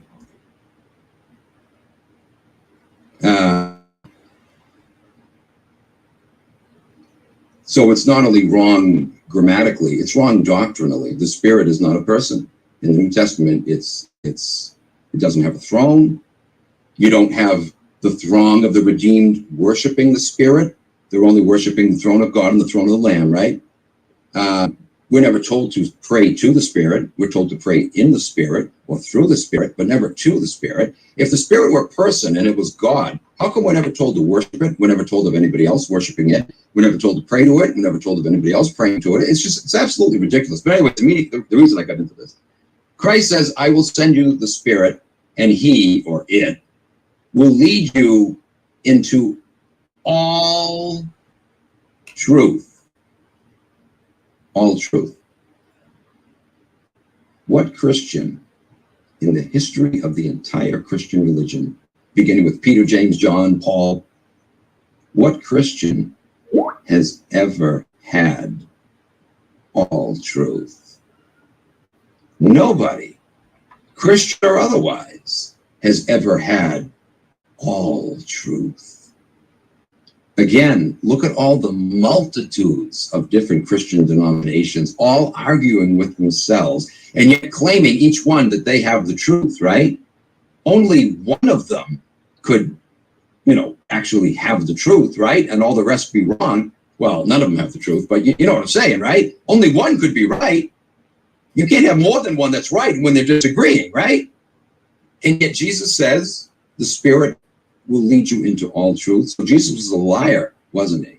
He lied about a lot of things. Again, he said, whatever you ask in my name, I will do it, that the Father may be glorified in the Son. Ask anything and I will do it. That's a lie. That is a bold, in-your-face frickin' lie. Just like Daddy Yahweh lied, Jesus lied too, didn't he? Does Jesus pass the love test? Oh, we're already seeing he doesn't, but again, we've got a lot more to go here. Matthew 7:21. Not everyone who says to me, Lord, Lord, will enter into the kingdom of heaven. You need to call me Lord, Lord, but that doesn't mean you're going to enter the kingdom of heaven. You've got to be real sincere about it and kiss my high parts and do whatsoever I command you, just like I told my disciples. Let not your heart be troubled. If you believe in God, believe also in me, because I'm just as good as he is. John 14, verse 1. All power is given to me in heaven and in earth. Matthew 28:18. Again, look at all the boastfulness here. Love does not boast, right? Check it out. Christ didn't say, I have all power in heaven and earth because I'm God. No, he didn't say that, did he? Bible dupes, Trinitarian numbskulls. Jesus said, all power is given to me. The Bible does claim that Jesus supposedly has all power, but it doesn't say he has it because he's God and naturally has always had it. No, sorry, Trinitarians. It says it was given to him by a higher authority, his dada. Revelation 1:18, Christ says, I am the living one. I was dead, and now look, I am alive forever and ever, and I hold the keys of death and Hades. Yeah, whatever. More bragging, right? John 6:63, the words I have spoken to you, they are full of the Spirit and of life. Yeah, blah, blah, blah, blah, blah. Matthew, this will be the last one. We'll end the video with this. Matthew 7:24-27, Jesus says, therefore, everyone who hears these words of mine and acts upon them is like a wise man who builds his house on the rock. The rain fell, the torrents raged, and the winds blew and beat against that house, yet it did not fall because its foundation was on the rock, meaning himself. I'm the rock, baby. If you want a solid structure, build on me, or else you're going down. He goes on to say, but everyone who hears these words of mine and does not act on them is like a foolish man who built his house on the sand. Then the rain fell, the torrents raged, and the winds blew and beat against that house, and it fell, and great was its collapse. Again, look at the boastfulness here. If you want to stand, if you want your structure to hold up to the harsh weather conditions, build on me, the rock. I'm solid, baby. I'm pumped up. But if you don't build on me, you're going to go down. And I'm going to enjoy watching you go down. Just like my daddy. All right, guys. More to come. Quite a bit more. I should be able to finish in one more video, but every time I say that, it backfires on me. Anyway, at least...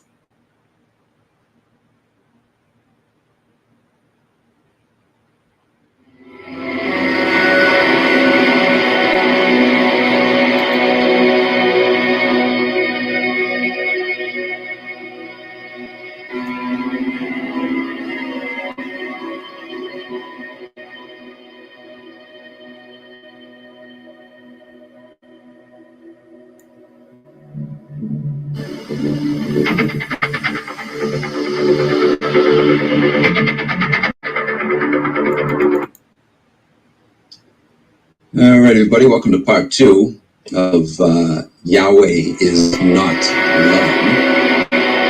As we were doing in the last video, we're going to continue with looking at 1 Corinthians 13 and its definition of love, and seeing how Yahweh does not match up at all with any of the points made in that definition. The next one we'll look at is where Paul says, love takes no pleasure in evil, or does not cause any harm.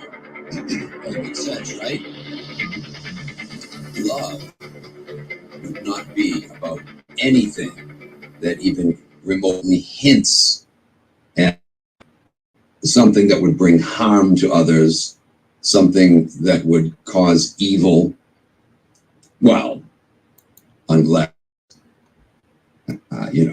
when you love someone and you see their life threatened, and you attack that person and beat the living daylights out or kill them if that person is trying to kill the one you love, that's how true love would operate. Yes, love would cause harm, but that would not be evil. But when you cause harm that is evil, bringing harm upon someone who does not deserve it, who didn't ask for it, that is evil. And so that's the kind of harm we're talking about here. That's the kind of harm that Paul is talking about. Love does not take pleasure in inflicting harm or evil against, innocent people. But that doesn't describe Mr. Yahweh. We've previously seen many examples of Yahweh causing harm, and we'll be looking at many more examples on this channel. But for now, just look at this statement that Yahweh made, which I've cited, in previous videos. But here it is again, Proverbs 1, 26 to 28. Yahweh says, I will mock your calamity. He's talking here to Israel during a period where they were rebellious, worshiping other gods. The people he gave freedom of choice to. Yeah, again, there's your freedom of choice. If you don't want to worship me, you don't have to, but I'm gonna kick your fanny in if you don't. I will mock your calamity. Right off the bat now, we've got a problem, right? This is a psycho. He is obviously taking pleasure in evil, and is into inflicting harm. I will mock your calamity. I will sneer when terror strikes you. When your dread comes like a storm and your destruction like a whirlwind, when distress and anguish overwhelm you, then they will call on me, but I will not answer. They will earnestly seek me, but will not find me. Earnestly seek me, but they won't find me. I will not answer. I will not respond. I will not come to the rescue. Yahweh here is clearly not expressing love now, is he? Again, this is the antithesis of love. It doesn't even matter what the Israelites were supposed to be guilty of here, does it? They could have committed the most vile evil, and yet, if Yahweh is supposed to be the epitome of love, when they called upon him earnestly and were seeking him, for him to say, I will not answer, I will instead mock your calamity, he has to be an absolute psychic wretch. Yahweh is the embodiment of hatred, vengeance, retribution, anger, despotism, immorality. Love takes no pleasure in evil, but Yahweh does. Love does not cause harm, but Yahweh does. You can call out to him earnestly, he says, but I will not answer you. I don't care that you're doing it with sincerity at that point. I'm ticked off with you. You know, me, guy who's slow to anger and filled with justice and mercy and compassion. Get out of town. You got nothing to offer, Bible dupes. You've been waving that book, boasting that it's the answer to man's problems, and that if you don't follow it, you're going to be lost. The book has nothing to offer. Your God is a loser. Your religion is a loser religion. And your holy book is a loser book. Toss it out. Actually, don't toss it out. Hold on to it so you can use it to expose it for the fraud that it is to others. But toss it out as a guidebook, yes. Paul goes on to say, love rejoices in the truth. Yet, Yahweh is said to send lying spirits. In 2 Thessalonians chapter 2, he says that he will send the wicked strong delusion in the last days. So, does that sound to you like Yahweh rejoices in the truth? Nope. He feels that part of the love definition too. Love bears all things, endures all things, or perseveres, says Paul. Yet, by Yahweh's own testimony, he does not endure. Psalm 101 verse 5, for example, says, whosoever slanders his neighbor in secret, I, Yahweh, will put to silence. The one with haughty eyes and a proud heart, I will not endure. I will not persevere with such an individual. And yet, Paul says, love endures all things. Love perseveres all things. There's quite a few things, according to Yahweh's own personal testimony, that he doesn't endure with at all. At all. So Yahweh fails this part of the love identification as well. Genesis 6 verse 3. Then the Lord said, my spirit will not put up with humans for such a long time. Or as the King James Version puts it, my spirit will not always strive with man. In other words, my patience is running out and I'm going to destroy everybody. Mr. Yahweh, who supposedly knows the future, knew that the human race was going to rebel and that he was going to have to send a flood. If he knew all this in advance, don't you think he would have done something to prevent having to resort to such drastic measures? Didn't he know that future generations, as they matured and became morally astute, were going to realize that that's the way a tyrant operates, and thus he would be careful to prevent something like that from happening? But did Yahweh learn a lesson from his mistake? Did he realize, oops, I shouldn't have destroyed everybody because it didn't accomplish anything? No sooner was the earth wiped, or almost completely wiped out in the flood, and the next thing you know, the next generation is right back to doing the same thing again, right? Over and over again, we see Yahweh throwing temper tantrums, sending fire down from heaven, devouring this, devouring that, telling the Israelites to go into this, that, and the other city, kill everything that breathes, and yet the problem was never alleviated. Yahweh has some bad anger management skills, doesn't he? He has bad problem-solving skills in general. He's always concerned about the sin problem, and yet he's the chiefest of sinners himself. He can't even solve his own sin problem. So no wonder he can't solve the human sin problem. Sin, quote unquote. But, you know, he can't fix his own wrongdoings. No wonder he can't solve human wrongdoings when every time he uses the same tactic and it never works. You know what you call someone like that?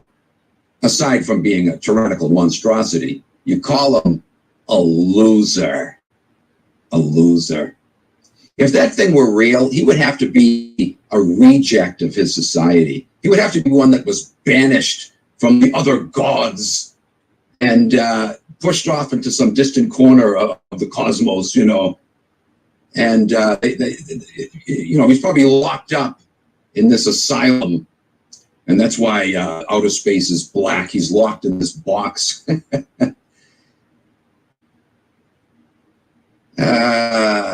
He's a madman, folks. He's a madman.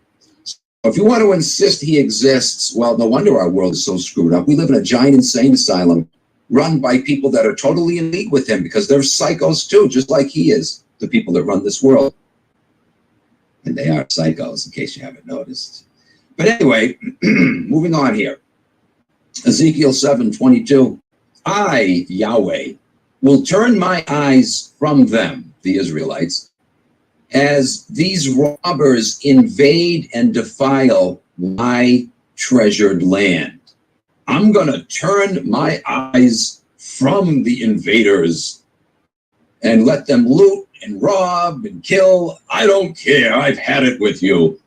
Love bears all things, endures all things. Is Yahweh enduring all things here with his love? Is his love persevering here? No, no. I've had it with you. I'm going to stand back and let your enemies come in and pillage you. Yahweh fails this part of the love test too, doesn't he? Again and again.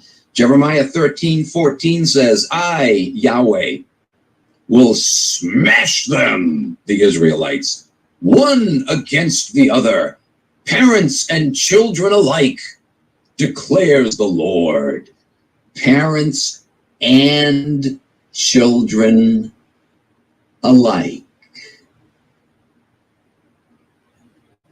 Regardless how you want to twist Yahweh throwing a temper tantrum against the Israelites and his love not persevering, you try to gloss that over and make it look like, well, he did persevere, but they pushed him over the edge. Yeah, okay, whatever.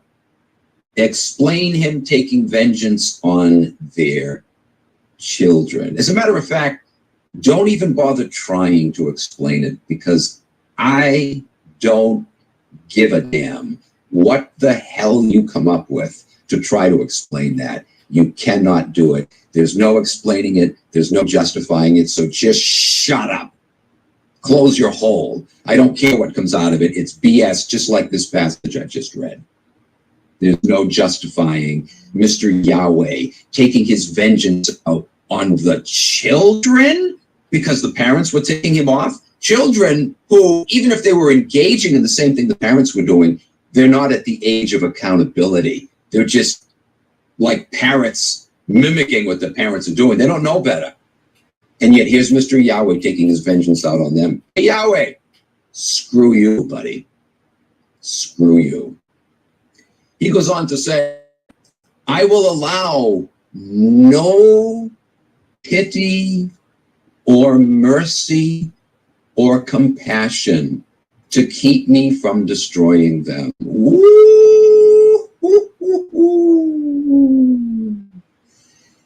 Did you catch that, my dearly deluded Bible dupe friends? Did you catch that? Did you catch that? By the way, I shouldn't call you friends. Not that I couldn't be friends with you, but it's you that can't be friends with me.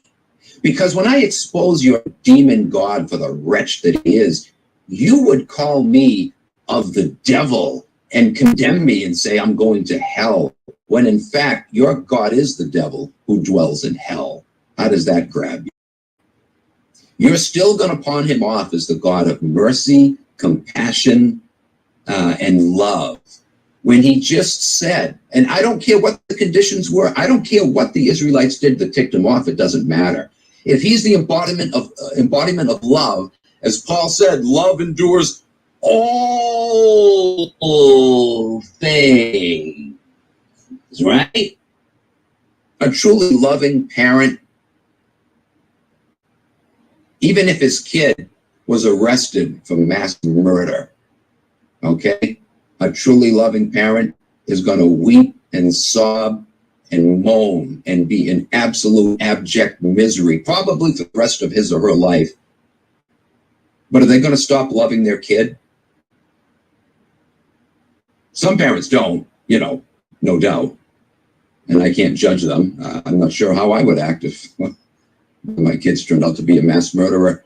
But I'm human, right? I'm fallible. I'm incapable of perfect love. I might be so disgusted with them that I will never visit them in prison. I don't know. I really don't know. Maybe after 5 or 10 years, I might go visit them. I'll still be disgusted with them. But I'll tell them, I've forgiven them. And if there is a God out there, a real God, or not God, but a creator. I hate the word God because of all that comes attached with. If there is a creator and we have to stand before him one day, I hope he can forgive you too. And I hope you realize what you've done is wrong and you're remorseful for it. I hope that I would be able to do that. But forget me or any other human. We're all imperfect, right? If we're talking about what's supposed to be a perfect God who has perfect love, that God would endure all things and would be forgiving, regardless what his beloved children did wrong. If they came to him begging for forgiveness, love endures all things, according to Paul. True love, Yahweh is supposed to be the embodiment of true love. He would be forgiving, right? But no, Yahweh says here, I will allow no pity or mercy or compassion to keep me from destroying them. And yet, how many times does the Bible say, the Lord, abounding in mercy and compassion and love, blah, blah, blah, blah, blah, blah, blah. I have loved you with an everlasting love. Therefore, I have drawn you with loving kindness. This is the same schizo who said, I will allow no pity, mercy, or compassion to keep me from destroying you. Maybe we should feel bad for Mr. Yahweh if, in fact, he is schizophrenic. Nah, screw him. I don't feel bad for him. Seriously, though, guys, that's the best you can say about him. He's a schizo and thus belongs behind bars. Personally, I think he should be roasted over an open fire slowly. But nevertheless, at least lock the SOB up. He's dangerous. And we know he is because we've seen him throw his little temper tantrums, right? Fire and brimstone. The earth opens up and swallows a whole group of people because they ticked him off, over and over and over and over and over. And if he's not doing the killing, he's telling others to do his killing for him, right? Telling the Israelites, kill everything that breathes, including young suckling infants. Kill them all. Indiscriminately. Even says old people, elderly people, kill them too. No mercy on anyone. Young women, maidens. Sometimes, don't kill the maidens this time. I want to sit back and watch you rape them. Yeah, leave the virgins alone, but kill all the women who have slept with a man. Remember those passages? Bible's loaded with them. Yes, Bible dupes, your God is just so loving, isn't he? The only way you can continue to call your God loving, Bible dupes, is if you reinvent the meaning of the word love so that it means the very opposite of what Paul defines it as in 1 Corinthians 13. Not only did Yahweh admit that he does not endure with his love, but he frequently talked about how he would hide himself from his own alleged favorite people, the Israelites, right? Deuteronomy 31, 17 and 18, for example, he says, then my anger will be kindled against them, again, the Israelites, in that day, and I will forsake them and hide my face from them. And they will be consumed, and many evils and troubles will come upon them. They'll be consumed, and many evils and troubles will come upon them. Remember, Paul also said love does not take pleasure in evil, right? Or in doing harm. Oh, Yahweh here is talking about great pleasure he's going to have unleashing his wrath upon them. Listen to this. Again, this is how a psychopath talks. This is not how a loving person talks. Bible dupes, you claim your God is love. Where's the love here? How does this fall under the banner of love? Do you understand that either your God isn't loving, or else you have a very twisted understanding of what love actually is? You're not even identifying love the way Paul does in 1 Corinthians 13. Do you see how bereft you are of a sound mind because of what this book has done to you? And yet Paul says, God has not given us the spirit of fear, but of power and of love and of a sound mind. Yahweh doesn't have a sound mind himself. How could he give that to anyone else? Yahweh doesn't have love. So how could he give that to someone else? Yahweh, though, according to the Bible, does have power, doesn't he? And that's all he's about. It's a big power trip. That's all he's about. I have created you for my glory. What a self-indulgent wretch. And this is the guy that multiplied millions of people just in this country alone, billions around the world, look up to, reverence, respect, worship, and seek to emulate. Well, again, if you've listened this far to this video and heard what a wretch this monster is, if you still want to walk the Yahweh path, if you still want to emulate him, once again, let me invite you to stay the hell as far away from me as you can get. Don't ever come near me, ever. I want nothing to do with psychos like you.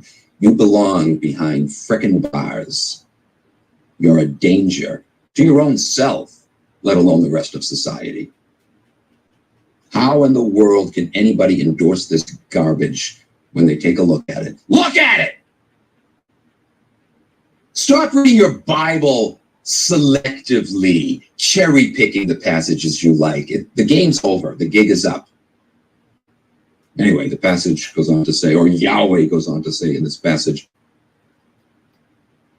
they will say in that day, when Yahweh unleashes his wrath upon the Israelites, is it not because of the fact that our God is not among us, that these evils have come upon us? But I will surely hide my face in that day because of all the evil which they will do. For they will turn to other gods. That's the evil. Most of the time, almost without exception, when Yahweh throws a temper tantrum at the Israelites, it's simply because they turn to other gods. Again, it's all about him. It's not about the, actual evil things that they have done to other people. He doesn't care. He told them to do other evil things to other people, right? Kill everything that breathes, including young suckling infants. That didn't arouse his ire. That didn't get him to want to punish them for going and mass murdering other people. No, he was all for it. He told them to do it. That's not what was evil. What was evil is, you dare not give me glory. You gave glory to other gods, which he admits don't exist, right? He says the other gods are fake, they don't exist, and yet he claims he's jealous of them when he admits they don't even exist in the first place. How the hell could you be jealous? Would you be jealous, listener, whether you're a man or a woman, would you be jealous if your partner, your husband or your wife, was cheating on you with their imaginary friend? Think about it. Really? Would that make you jealous? Would you freak out finding out that, behind your back, your wife or your husband was up in the bedroom thinking about an imaginary lover, someone that doesn't even exist? I can understand if you were jealous about them looking at porn and lusting after someone that did exist. But no, someone that didn't exist, some imaginary friend. Would that make you jealous? It would make you sad, and you'd want to get help for your partner, right? Take him to a good psych and get some serious mental conditioning going on there. But would that make you jealous? How could you be jealous of a fictional, non-existent character? And yet that's Yahweh. Yahweh got enraged with the Israelites for cheating on him with non-existent imaginary friends. You gotta love it. To him, that was the ultimate evil. That warranted him taking temper tantrums out on them. And yet, again, when they did things that really were bad, Hey, no problem there. In fact, I'm glad you did it. I wanted you to do it. I told you to do it. We find him getting mad too, though, on occasions when they went on the killing sprees but didn't kill everyone. Oh, he got infuriated with Moses at one point because, he let a king live in one of the cities that he told him to attack. I told him to kill everybody. Unfreaking believable, man. And these horrific accounts can be found on every single page of the Bible, both sides of every page. I'm not exaggerating. Pick any page of the Bible you want at random, and you're going to find intolerable crap thereon. And if after reading 3 or 4 verses you don't find anything, keep reading. You will. You'll run into it right there on that page, on that side of that page. Unless we're talking about the begat chapters.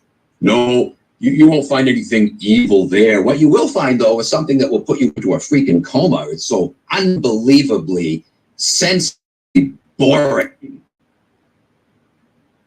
And did you ever look into those begat chapters? It just goes on and on. Jehozabad begat Jehoshaphat, and Jehoshaphat began Jeluzabab, and it just goes on and on and on. And it means nothing because there are parallel accounts of those genealogies, and they conflict with each other. Jesus's genealogy in the book of Matthew totally conflicts with the biblical, the Old Testament version, right? Totally conflicts. There's added names that don't belong there. There's names missing that do belong. It's mind-blowing. What the hell is that in there for? It doesn't even accomplish anything. It serves no purpose.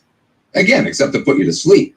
So even on the rare occasion, when you don't find Yahweh throwing a temper tantrum and all kinds of evil acts or commanding others to engage in evil acts, you find senseless, needless, boring, purpose crap like that. Oh, but yet it's the infallible word of God, isn't it? It doesn't coincide with the historical record. It's not even consistent with its own record, but it's the infallible word of God. You people have no clue what you're talking about, Bible dupes. You have no idea. You don't even know what your book teaches. You think you do because, again, you only focus on those few passages that you like. Read the whole damn thing, will you? Micah 3, verse 4. Then they, the Israelites, will cry out to the Lord, but he will not answer them. Instead, he will hide his face from them at that time because they have practiced evil deeds. And again, what are evil deeds? Almost always, without exception, idolatry. He didn't care about other deeds. There is one passage where Yahweh got mad with David and said, "You have shed innocent blood." But what a joke that is, because Yahweh actually commanded David on many other occasions to shed innocent blood. He commanded the Israelites over and over again through Moses, through Joshua, et al., to kill everything that breathes, including young suckling infants. And yet he gets mad on one occasion with David for shedding innocent blood, and Bible dupes will leap on that and say, see, God is about shedding innocent blood. He condemned David here for doing it. Oh, once again, you love that cherry picking, don't you? You love that cherry picking. How convenient that is when you ignore mounds and mounds of other passages that show that Yahweh got his rocks off on the death of innocent little children and ripping up the wombs of pregnant women. Yeah, Yahweh isn't for the death, the mass death of innocent little children. Right. Ezekiel 39:23, I, Yahweh, hid my face from them, the Israelites. So I gave them into the hands of their adversaries, and all of them fell by the sword.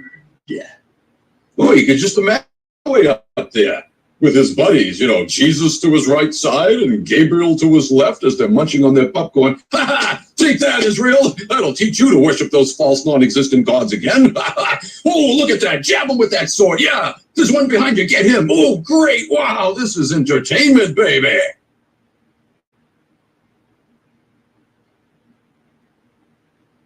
I gave them into the hands of their adversaries, and all of them fell by the sword. This channel isn't just about attacking Christians for their false religion. That's the dominant religion in this country, so that's the one we focused on, and it's the one that crushed me for 40 plus years of my life. But these same criticisms, of course, apply to Islam and Judaism. Naturally,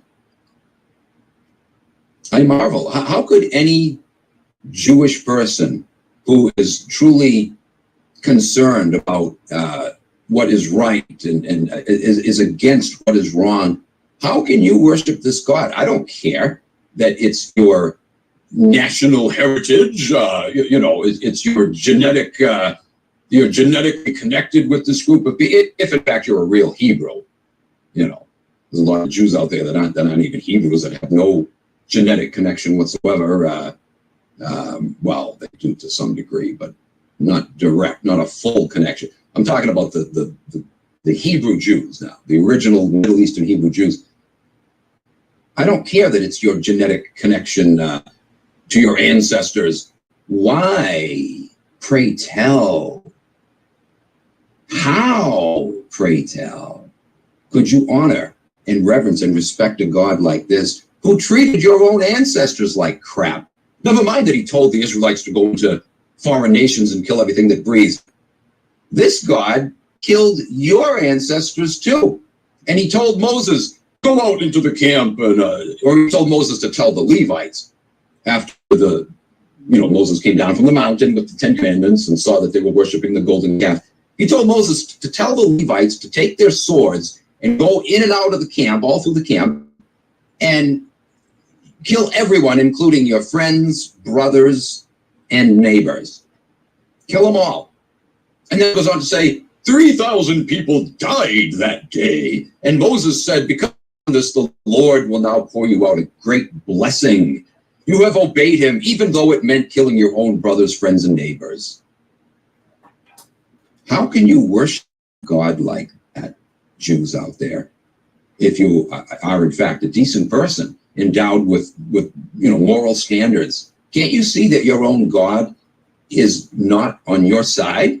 That he has murdered and caused others to murder your own ancestors? I'm not just condemning Christianity. All three of these religions that grew out of this book are an abomination, man. Don't tell me you're a moral person if you embrace this book and this God. You're not. I don't care how you try to twist it and justify it in your twisted mind. You are dead wrong. You're on the wrong side. You got the wrong God, the wrong book, the wrong religion. Give it up, or else you're a part of this problem. Isaiah 54, verse 8. In an outburst of anger, I hid my face from you for a moment. For a moment? Yeah. Well, apparently it only takes him a moment to wipe out a whole city. So for him to say only a moment, it's not very comforting, is it? In an outburst of anger. Remember how, we read a passage a couple of videos ago where it says that Yahweh is slow to anger, right? David says that. Yahweh is slow to anger. And yet here it says, in an outburst of anger. Yeah. Oh, he's slow to anger, all right. Truth is, though, Yahweh shouldn't be angry at all, ever, right? Paul says that anger is a work of the flesh. He says that it's going to keep people out of the kingdom. So it's a sinful thing, right? Yet Yahweh gets angry all the time, we're told. He gets steaming mad. Smoke and fire coming out of his nostrils. I'm not making that up either. The Bible actually says that. We'll be getting into that some more in a future video. I talked about it a while back in the previous video. But we'll get into that more very soon, actually. In fact, after this series, the very next video after this series, I think I'm going to do one more video on this topic of the great loving Yahweh. It might take 2 more videos, come to think of it. But anyway, after this series, I'll be getting into that. Yahweh is a fire-breathing dragon. Oh, yes, yes, amongst other things. Anyway, as it turns out, Yahweh's own spokespeople in the Bible have admitted on occasion that Yahweh does not endure with his love. Hosea 5, verse 6 says, they will go with their flocks and herds to seek, but they will not find him. He has withdrawn from them. So here's Hosea recognizing that, yeah, this God is delinquent here. This delinquent dad has abandoned us. It doesn't matter. I have prevented mercy and justice, mercy and love and compassion from coming your way. Nothing will stop me from unleashing destruction upon you. Remember one of the previous verses we just read. That would not be possible for that God to say that or act that way if he was truly loving, like Paul says, right? Love endures. Yeah, Yahweh's love endures, all right. It endures with destruction and inflicting misery and torture. That's what it endures with. And it's not love, baby. Unless you want to say love is an acronym for livid, obnoxious, violent expenditures. Anyway, I just made that one up. Maybe you can come up with a better one. But it's not love, baby. Not the 1 Corinthians 13 love. Isaiah 45, verse 15 says, truly, you are a God who hides himself, O God of Israel. Isaiah here recognized, truly, you are a God who hides himself. We've been calling out to you, crying, begging, and pleading day and night. And you sit back on your little fat fanny and do nothing. How many Christians say that today? I had said it many times as a believer. There were times where I got discouraged. I remember one time I shook my fist up in the air. Why did you let this happen? Where are you when I need you? You know. And back when I was a pastor, a student, and lay pastor, I had many people coming to me, calling me sometimes in the middle of the night. I'd get phone calls. They'd be in tears, crying like babies,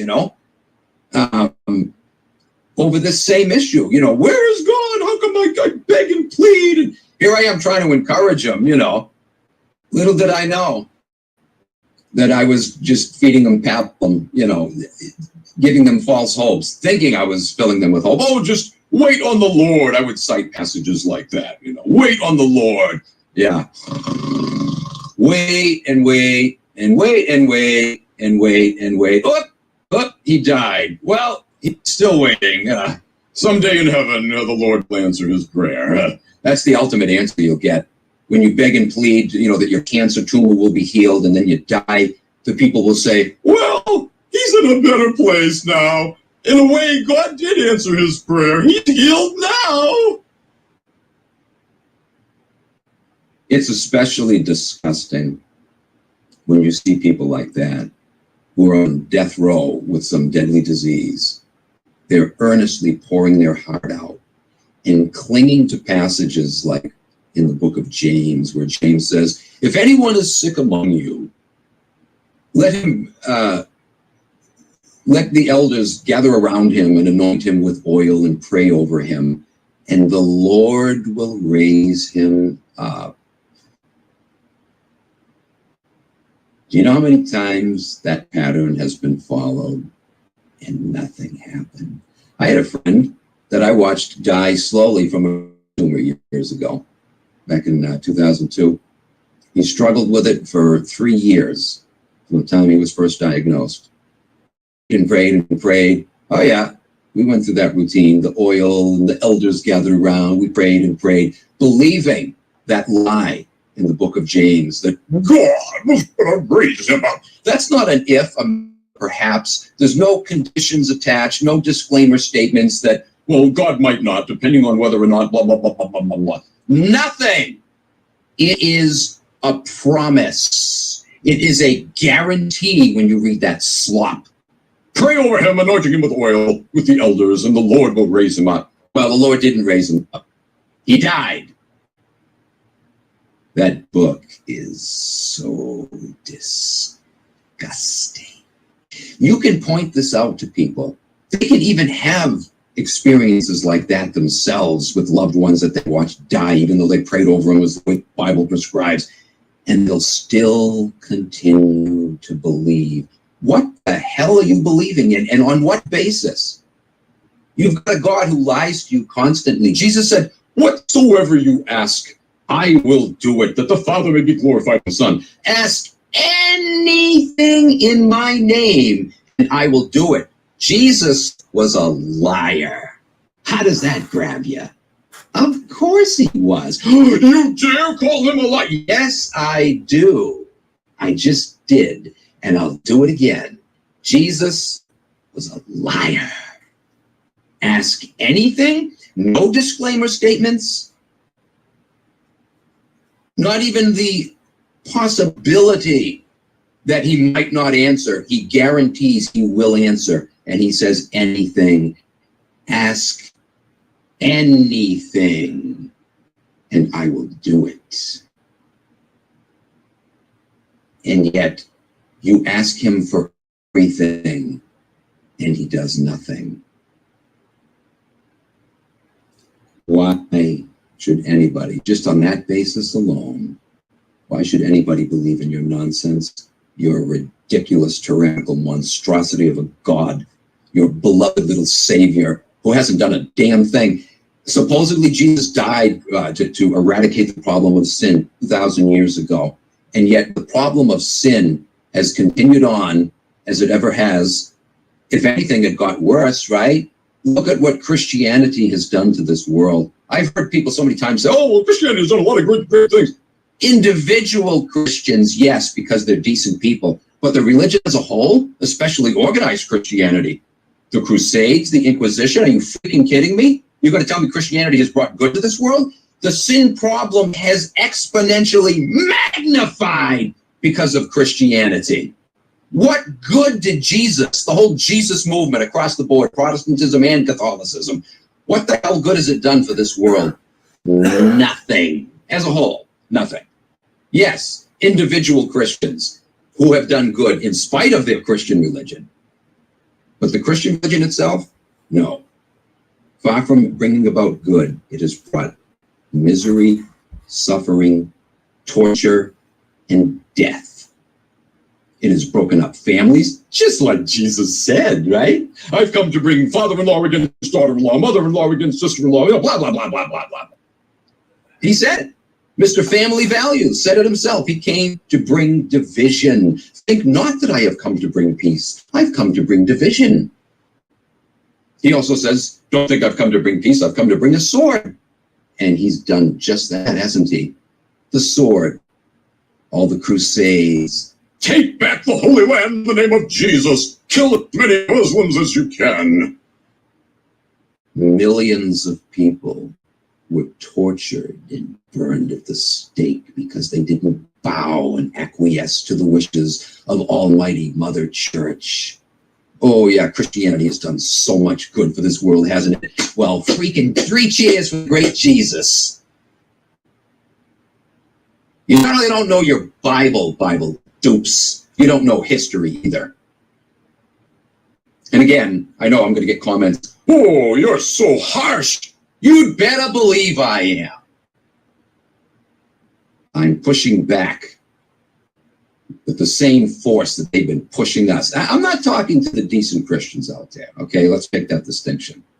But those people, I'm sorry, they're few in number.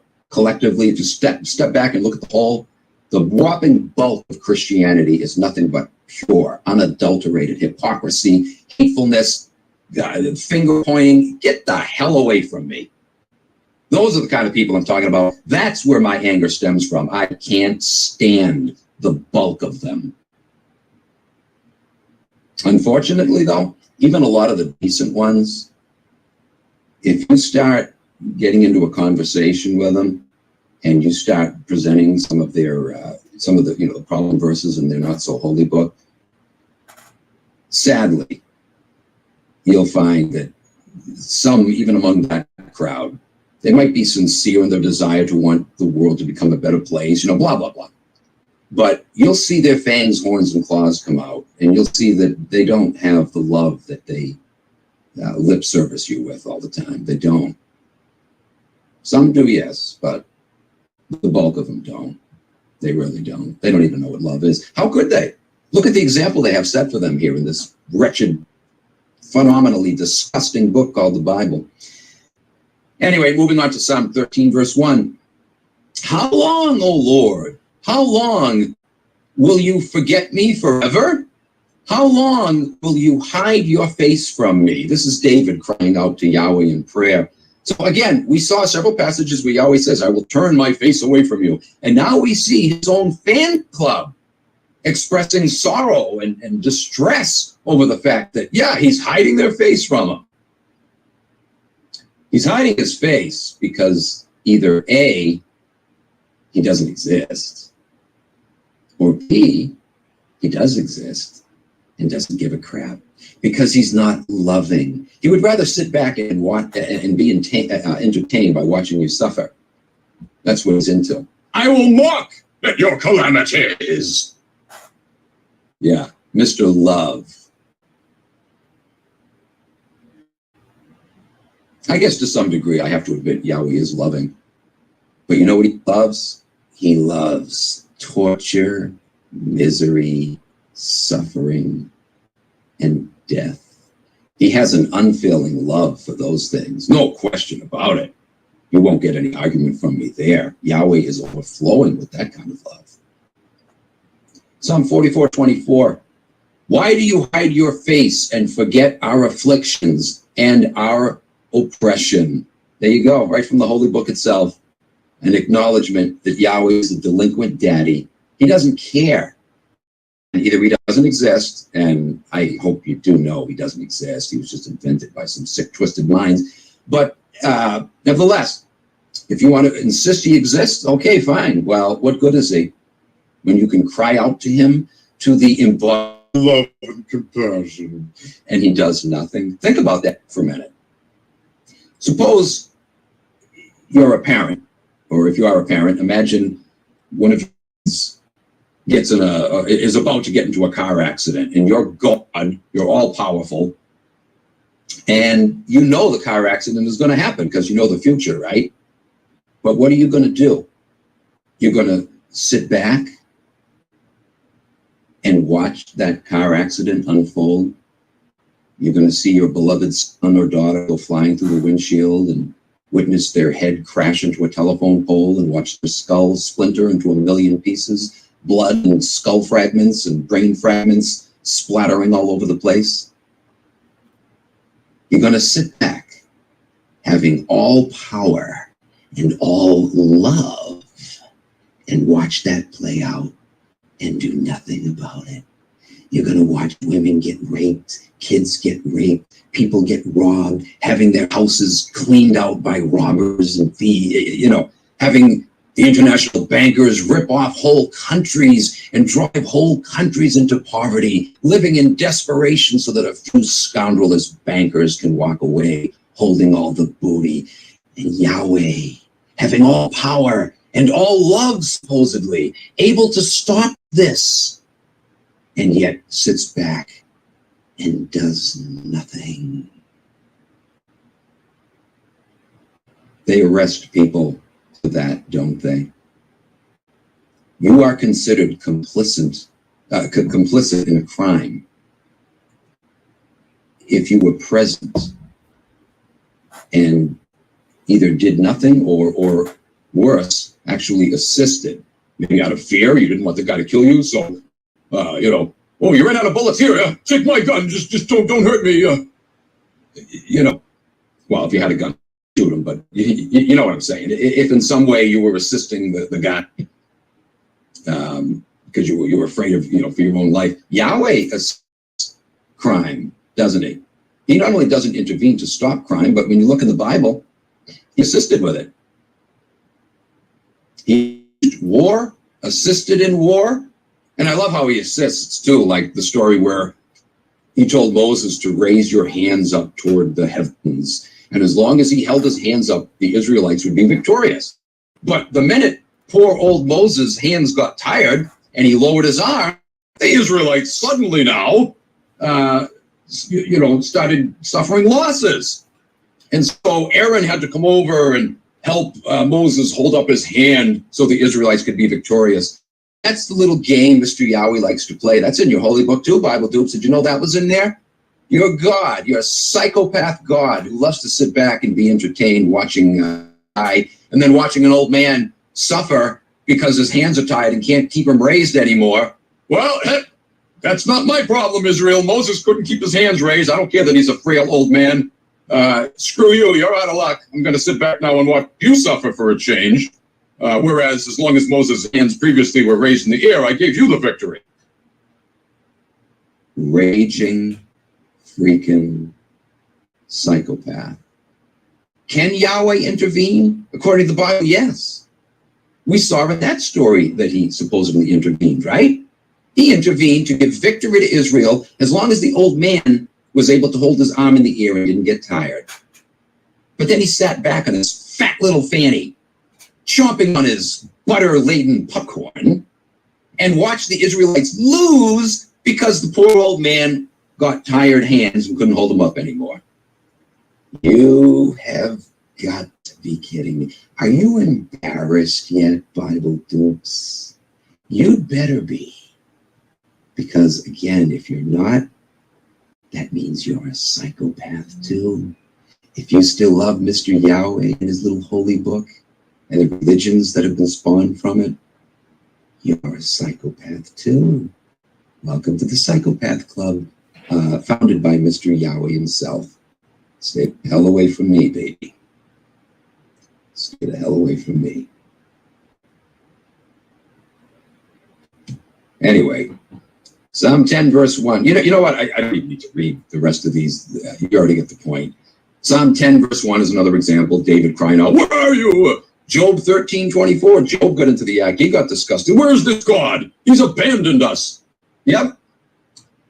Yahweh in the Bible not only ignores sinners and refuses to answer the prayers of sinners that he doesn't like, he often doesn't even answer the prayers of his own people, even when they beg and plead earnestly with him and haven't been guilty of committing the ultimate sin of idolatry.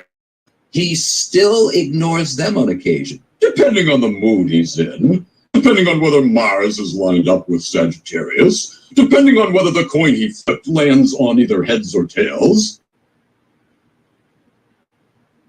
Unreal, man. Paul says that too, doesn't he, Bible dupes? Paul says that God, how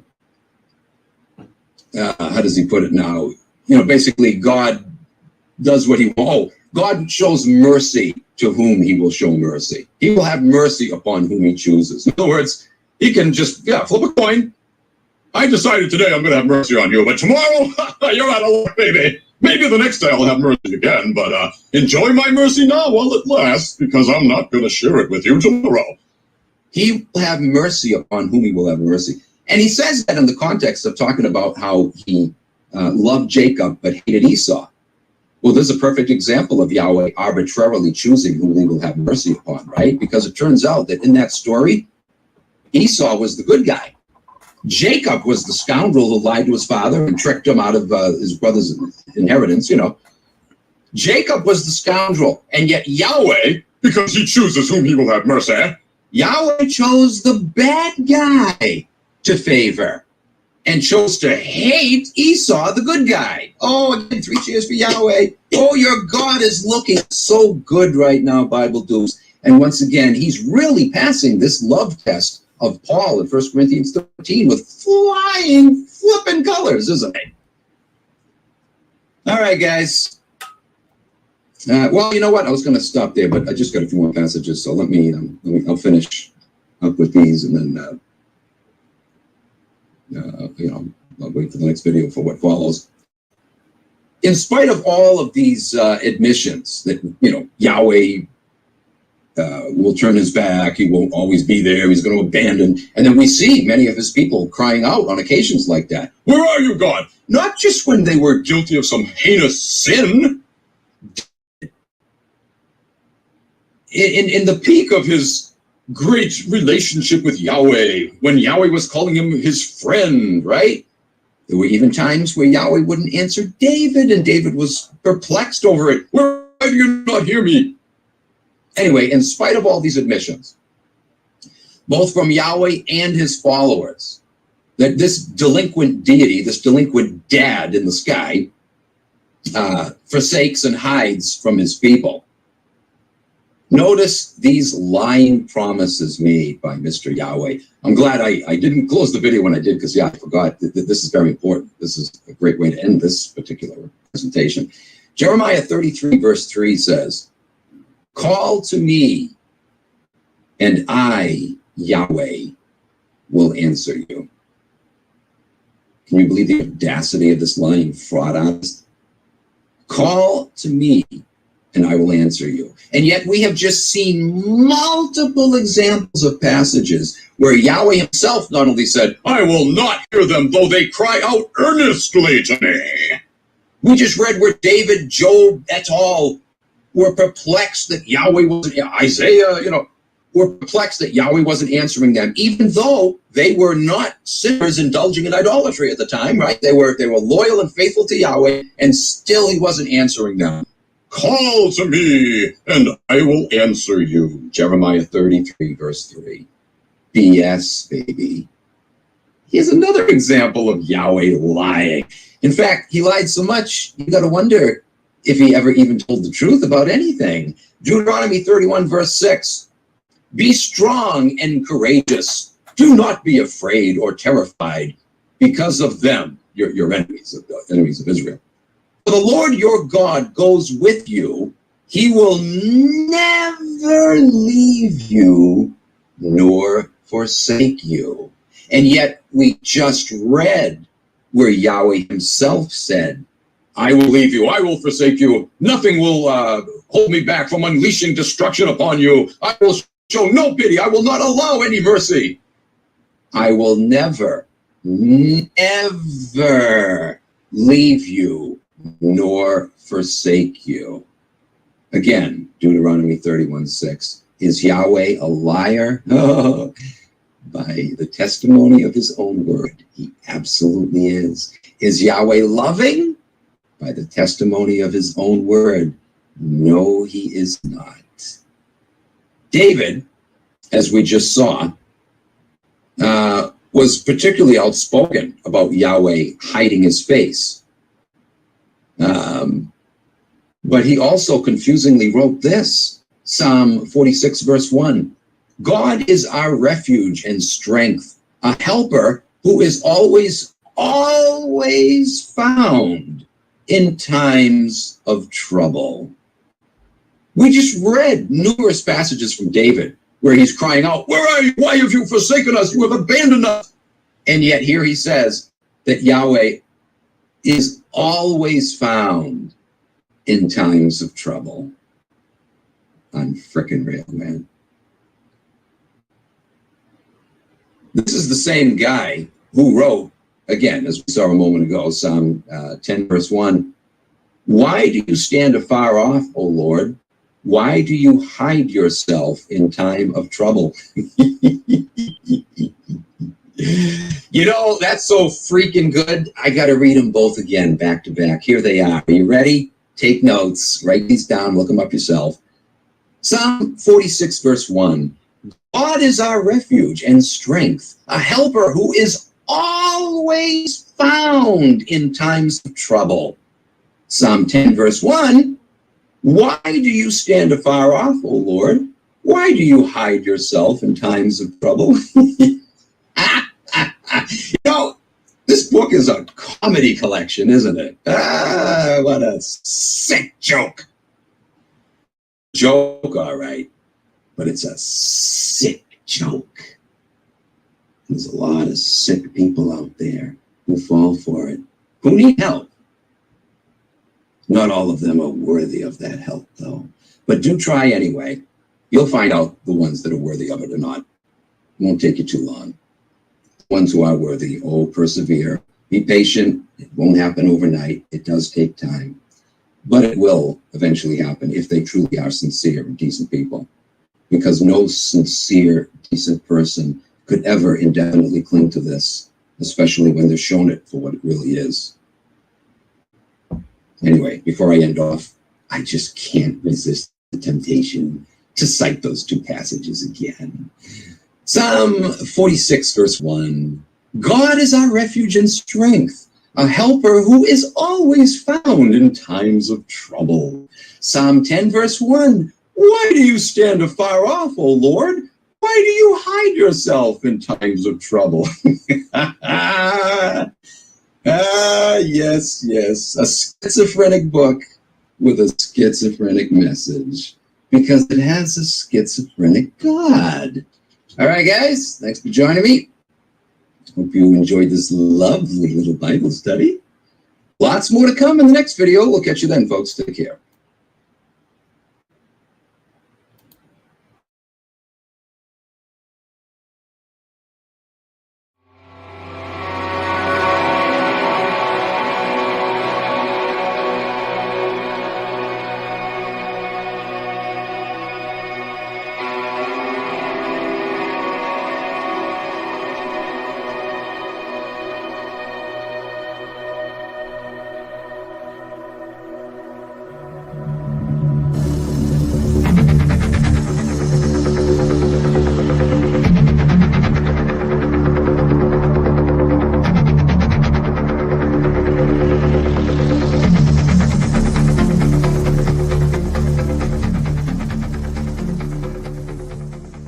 Watching are some of these entities, these interdimensional, ultra-dimensional beings, spirits that I have filmed in the trees in February of 2023. The shadowy beings that just manifest, their heads manifest, not just the eyes. It's not just pareidolia. There's something there in the trees. Spirits, some that look like humans, others that don't look so human-like. Some that look like maybe Bigfoot. Some people call them demons. Some people call them this, that, the other. Whatever they are real. You can find out for yourself. You just need to start focusing on the trees. The trees are the answer.